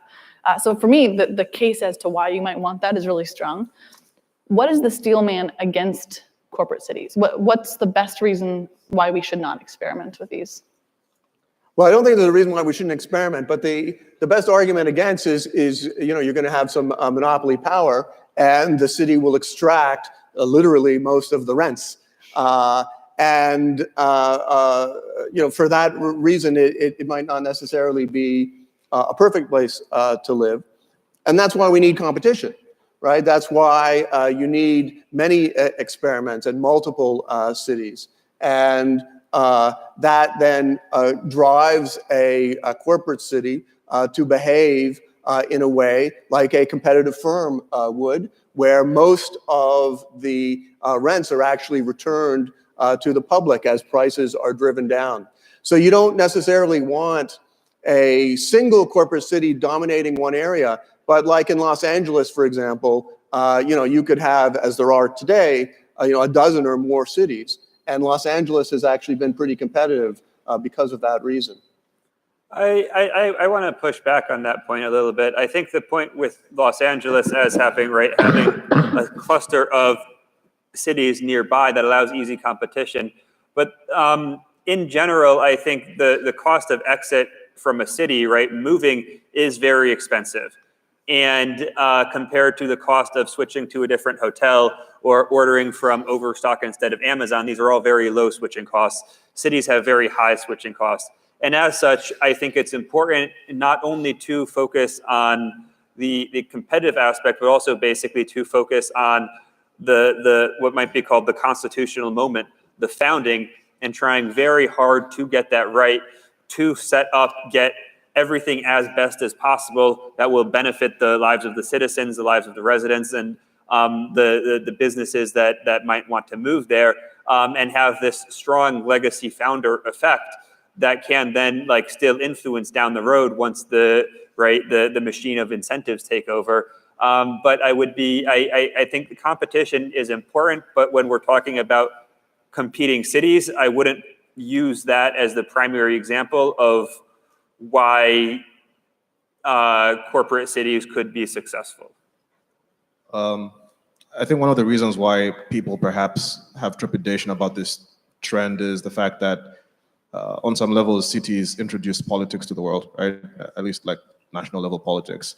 And because of that, there's this strong social attachment that people have to cities in the sense that there's a feeling that they belong to everyone. And so to the extent that you have cities which are owned by a single corporation, which potentially could be owned by a single individual or families, there's a fear that that may have political ramifications. And I think if you consider the geopolitics of this in places like Asia and Africa over the next 100 years, it's inevitable that it will actually affect the geopolitical situation, because you're going to have potentially 5 billion people living in Africa from 1.5 now. And to the extent that most of these people will be living in cities, which will be about 2.5 to 3 billion people in Africa alone over the next 80 years, will be moving into the cities. Most of them may very well be private cities. And so to the extent you have these new oligarchs that own networks of these cities throughout the continent, it's going to be a very meaningful part of the political mathematics. Aren't you going to be one of the oligarchs? I'll be the oligarch. That's a joke. Well, I think all three of you have alluded to the fact that due to demographic shifts, we're going to be needing a lot more cities, especially in Southeast Asia and in Africa. I see that this is a huge opportunity for the experimentation that you're talking about. Moving forward, what are the key things that we have to keep in mind that are going to be different from former versions of urbanization? So I want to briefly follow up on Muya's point and then answer that question. One of the things we do at the Center for Innovative Governance Research is we've got a very strong preference for working with city developers from their host country, because charter cities they're business projects that have to be financially successful, but they're also political projects, because you need to work with the government of the host country to create legal frameworks and then to sustain those legal frameworks to make it successful. And look, I'm a white guy. I can't go build a city in Africa. It doesn't work like that. though I do know a few people who are doing that. But, right, like when you think about these as long-term potential projects, right, making sure that they're embedded in the local community, that's a source of pride, that it's understood the needs, and that it becomes part of this existing political framework rather than antagonistic to it. And I think this is one of the aspects that is important as we think about the development of these projects, because the nature of the city is changing. Previously, it was often that a bunch of people moved there and it was a little bit more organic in the growth. And now there is the capacity, and not just the capacity, but the need to be a little bit more deliberate in these planning processes. Doesn't mean go full Brasilia and, right, like build a bunch of buildings that look like an airplane, but it does mean taking a much more active role in figuring out where public places are, where private places are, what the foundational governance structure, such that they can be scaled up extremely rapidly. Because when we're thinking about having a city that in 20 and 30 years has 10 million people, when right now it has 0, there just isn't the luxury to wait and to be reactive. Yeah, it's interesting. A lot of India and Africa as well have leapfrogged over landlines and gone straight to cell phones, right? So they've taken the best technologies and kind of moved themselves ahead on that score. But the very same thing can be done with governance technologies. We have used first past the post majority rule of voting since the foundations of democracies in the 1700s in the West. And yet, if you ask any person who has studied voting theory at all, they will tell you that first past the post majority rule voting is the worst possible system, right? There's debate about which is the best system. Is it quadratic voting? Glenn likes that. I kind of like border count. There's a whole bunch of other possibilities which we can debate about, but everybody agrees first past the post is one of the worst. So if people can come to that perspective that governance structures are actually a choice, there is a huge variety of things which theorists have worked upon, which are kind of ready to be picked and chosen from. And this is the same thing was true with law, for example. We took a long time with common law, took a long time for common law to develop. People think that it's pretty good today, okay? But there's no special reason why that should be the best. And you could actually choose your legal system.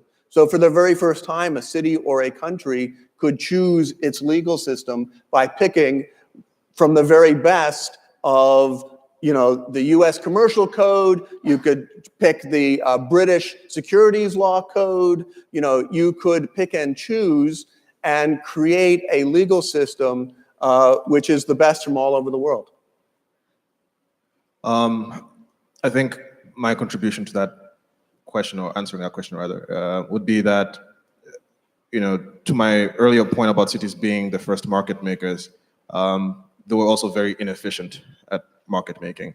And part of the reason is that there's a lot of information opacity. And so to the extent that things like blockchain, for example, could be used in new city developments to allow for granular information sharing and tracking, at a SKU level, for example, individual transaction level, that would make these cities extremely efficient at mapping out the nature of the markets that exist within their ecosystems and making them very effective and efficient, and driving down agency costs throughout the whole ecosystem. And the possibility of a city like New York doing that, for example, is fairly low because it's just too big a jump. But new city developments in the global south may have the opportunity to do things like that, and that might be one way of catalyzing a leapfrogging moment. So I think that's one way that these new cities might look different. Something that Mark and I have discussed in the past is the fact that a lot of these new cities that are being developed, including the one I'm building right now, unfortunately don't cater to the largest base in society in these countries, which is the poor. Unfortunately, they're enclaves for the relatively affluent. And so how to incorporate people who currently live in shanty towns and enhance their lifestyles and access to opportunity is probably one of the biggest problems we have today. Because if places like Africa and Asia will be growing in population the way we expect, I think almost all the efforts that people are making on things like clean tech and so on and so forth will be, in my opinion, limited in their impact, because there'll be a lot of people who will be born whose lifestyle considerations won't take those things into perspective because they're just trying to survive. And so to the extent that we could enable people like that to thrive and flourish, I think it has direct bearing on a lot of the current issues that we are starting to speak about a lot more in the world, like environmentalism and so on and so forth.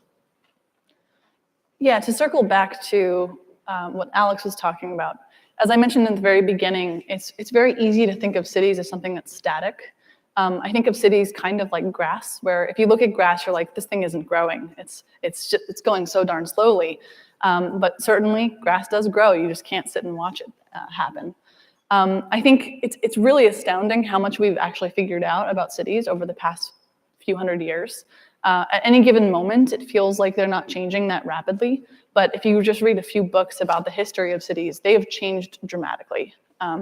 In the mid-1800s, people were still drinking their sewage water and getting cholera and wondering why everybody was dying. And then they did some better science, they did some better sociology, and they understood, they learned this over time, that they actually had to build sewage systems. That seems so clearly obvious to us today, but for most of human history, we didn't have that basic understanding. There are other things that we've figured out in that time too. And just like Alex was saying, I think these new cities that are being built and that MUIA is building for us have a real opportunity to get past the path dependence that our current cities are stuck in. As a San Francisco resident, I am sort of appalled by how hard it is to do basic things that seem so darn obvious. And so in these greenfield sites, I think it'll be very exciting to see what these cities can do to get past those basic roadblocks and take the things that we've learned. So I think we're up on our time. Thank you all for joining us.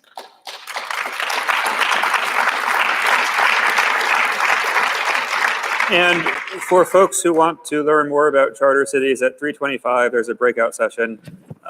Let's come have a conversation. And we also have a small booth that you can come talk to me at.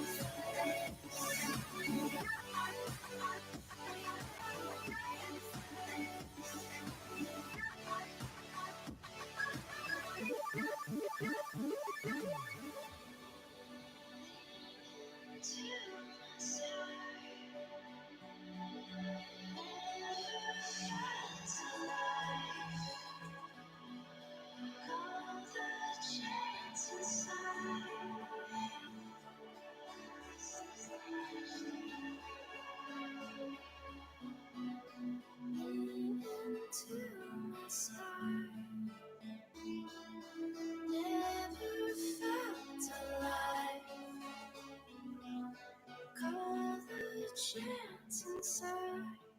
You see right through me.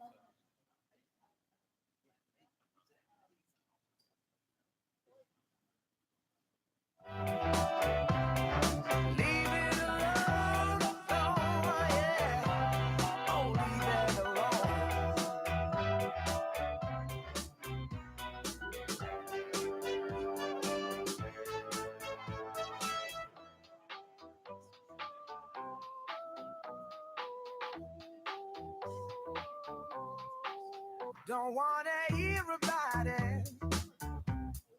Every single one's got a story to tell. Everyone knows about it. From the Queen of England to the hounds of hell.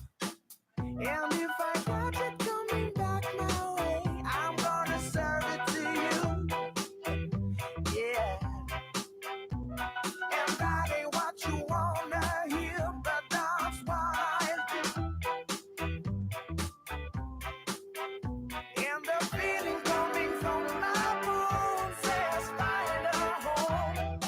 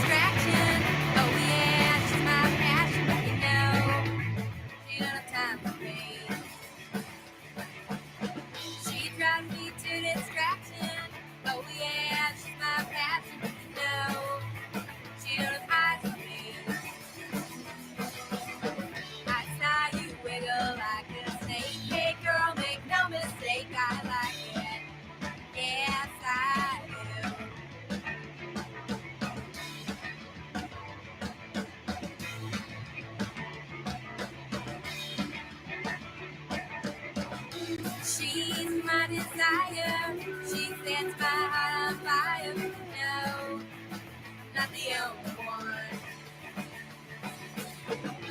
Yeah, she's my desire. She sets my heart on fire. No, she's out to have some fun. I saw you flying like an angel. You sat down at my table and made you something nice and clean to eat.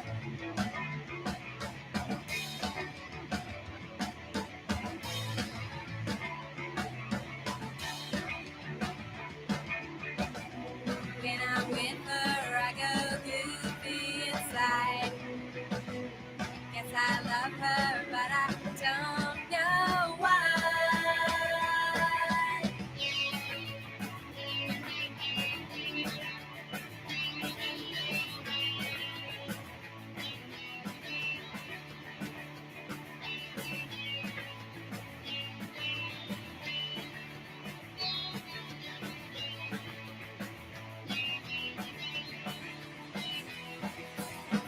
I saw you sleeping in a car. I'll wake you with a kiss and we'll drive far away. We'll drive far away. And we'll drive far away.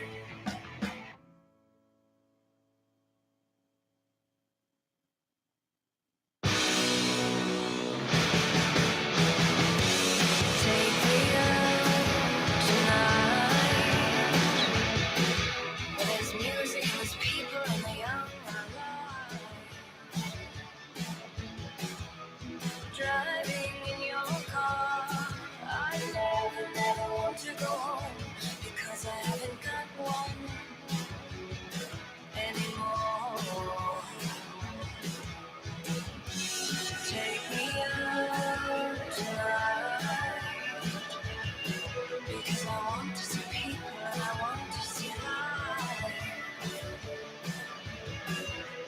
Driving in your car, oh please don't take me home because it's not my home, it's there and I won't come no more.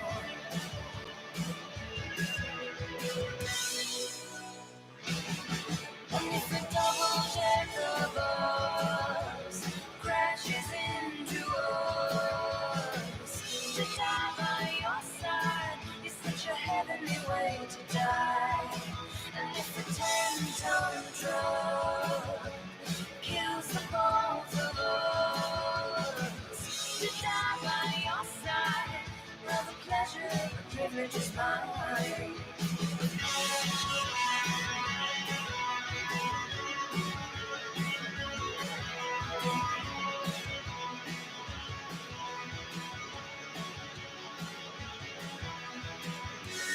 Take me out tonight. Take me anywhere, I don't care, I don't care, I don't care.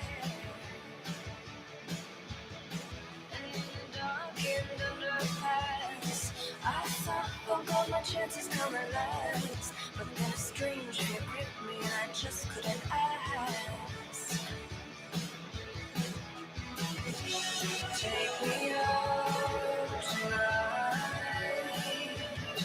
Oh, take me anywhere, I don't care, I don't care, I don't care. Driving in your car, I never want to go home because I haven't got one. Oh, I haven't got one.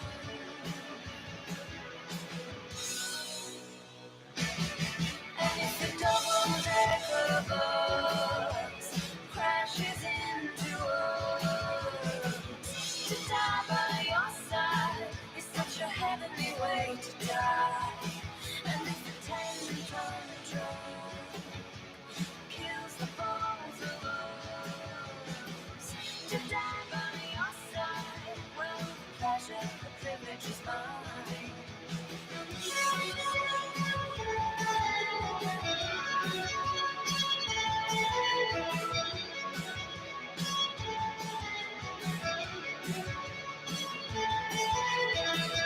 There's a light and it never goes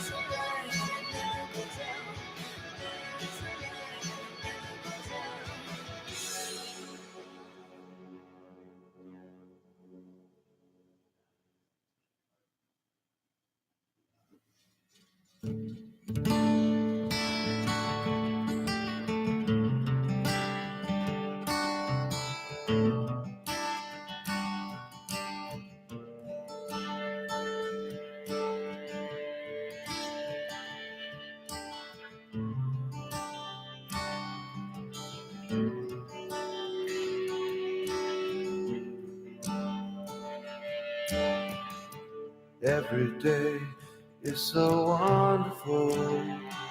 Suddenly, it's hard to breathe.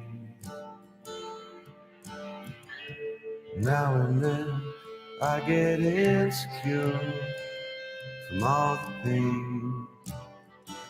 I'm so ashamed. I am beautiful, no matter what they say. Words can't bring me down. I am beautiful in every single way. Yes, words can't bring me down. Whoa, no, so don't you bring me down today.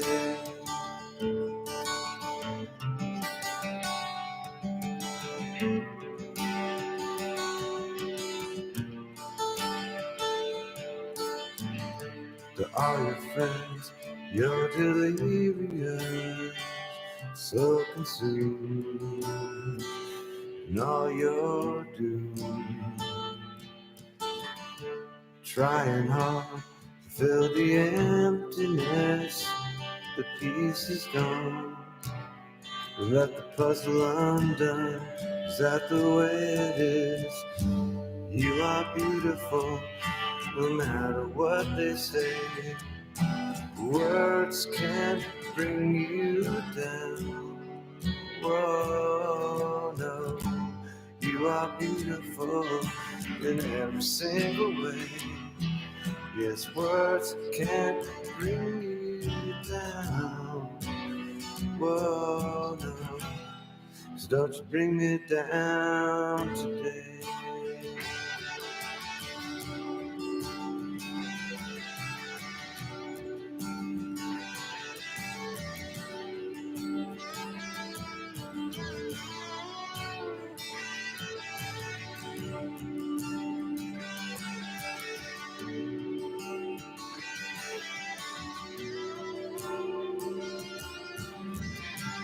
I am beautiful, no matter what they say. Yes, words won't bring me down.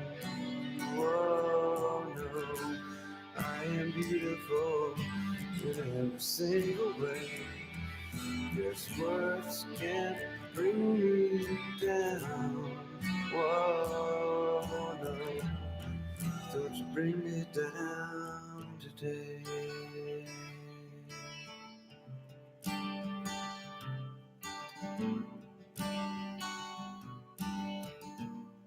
Don't you bring me down today.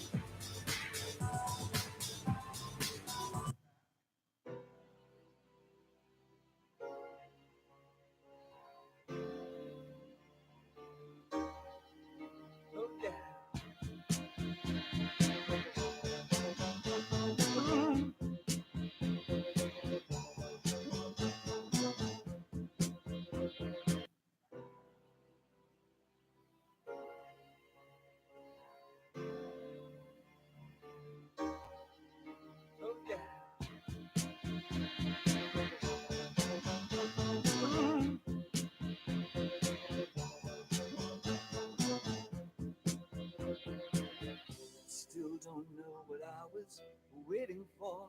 And my time was running wild, a million dead-end streets. And every time I thought I got it made, it seemed the taste was not so sweet. So I turned myself to face me, but I've never caught a glimpse how the others must see the faker. I'm much too fast to take that test. Changes. Turn and face the strain. Changes. Don't wanna be a richer man. Changes. Turn and face the strain. Changes. It's gonna have to be a different man. Time may change me, but I can't trace time.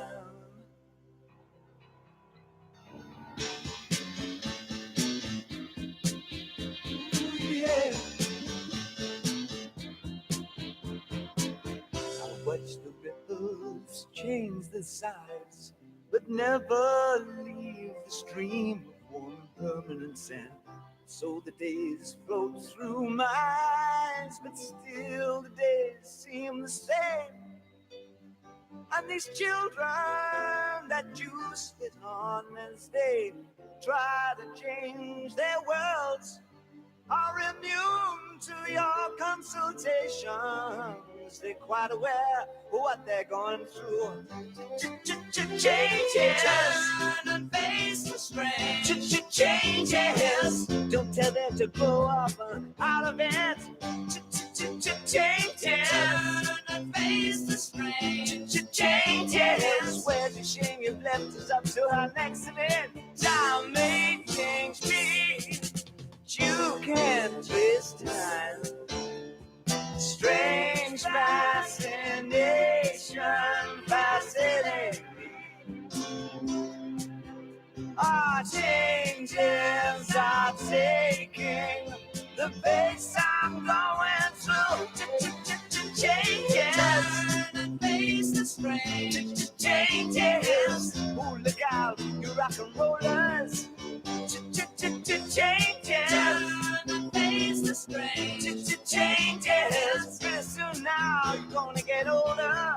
Time may change me, but I can't trace time. I said that time may change me, but I can't trace time.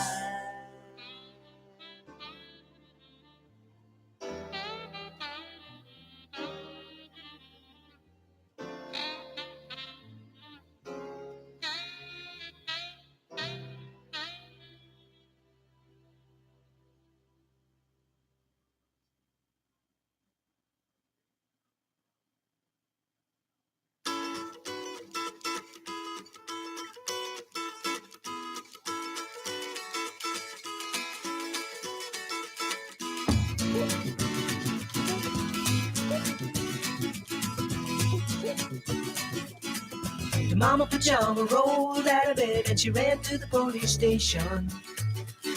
When the papa found out, he began to shout and he started the investigation. It's against the law. It was against the law. Or what the mama saw. It was against the law. The mama looked down and spit on the ground every time my name gets mentioned. The papa said, oh, if I get that boy, I'm gonna stick him in the house of detention. Well, I'm on my way.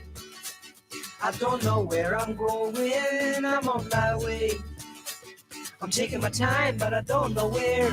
Goodbye, Rose, the queen of Corona. See me and Julio down by the schoolyard. See me and Julio down by the schoolyard.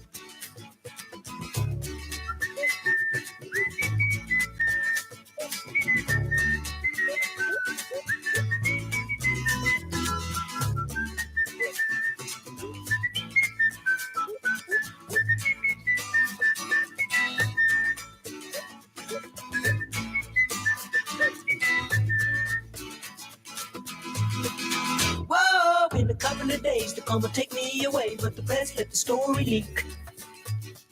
And when the radical preach come to get me released, we is all on the coroner's wing, and I'm on my way. I don't know where I'm going, I'm on my way. I'm taking my time, but I don't know where. Goodbye to Rosie, the queen of Corona. See me and Julio down by the schoolyard. See me and Julio down by the schoolyard. See me and Julio down by the schoolyard.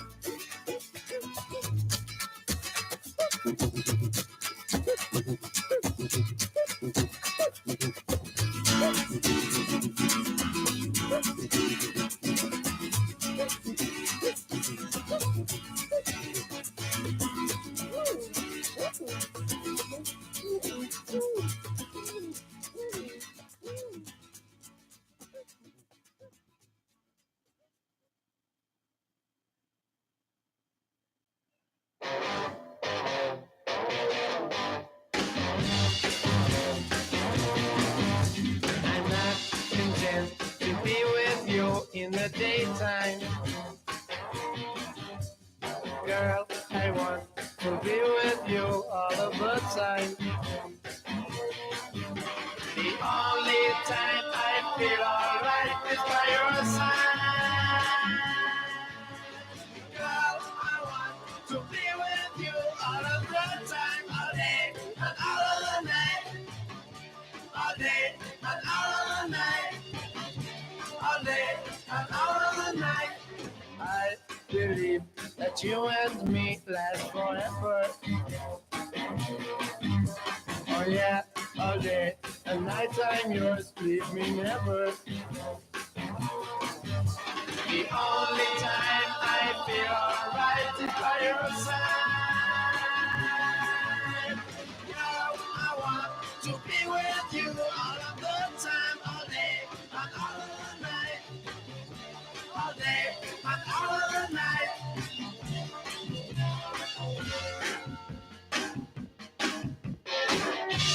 Oh, come on!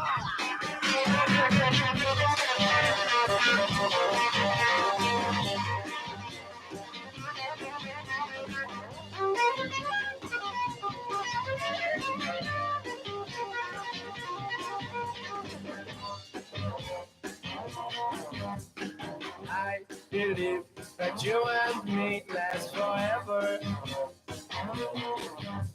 Oh yeah, all day and night I'm yours, leave me never. The only time I feel alright is by your side. Girl, I want to be with you all of the time, all day and all of the night. All day and all of the night. All day and all of the night.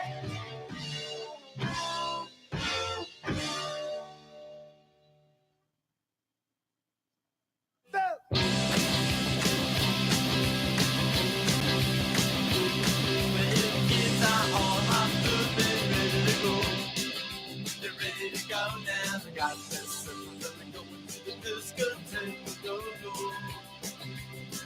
But she just couldn't stand. She had to break away.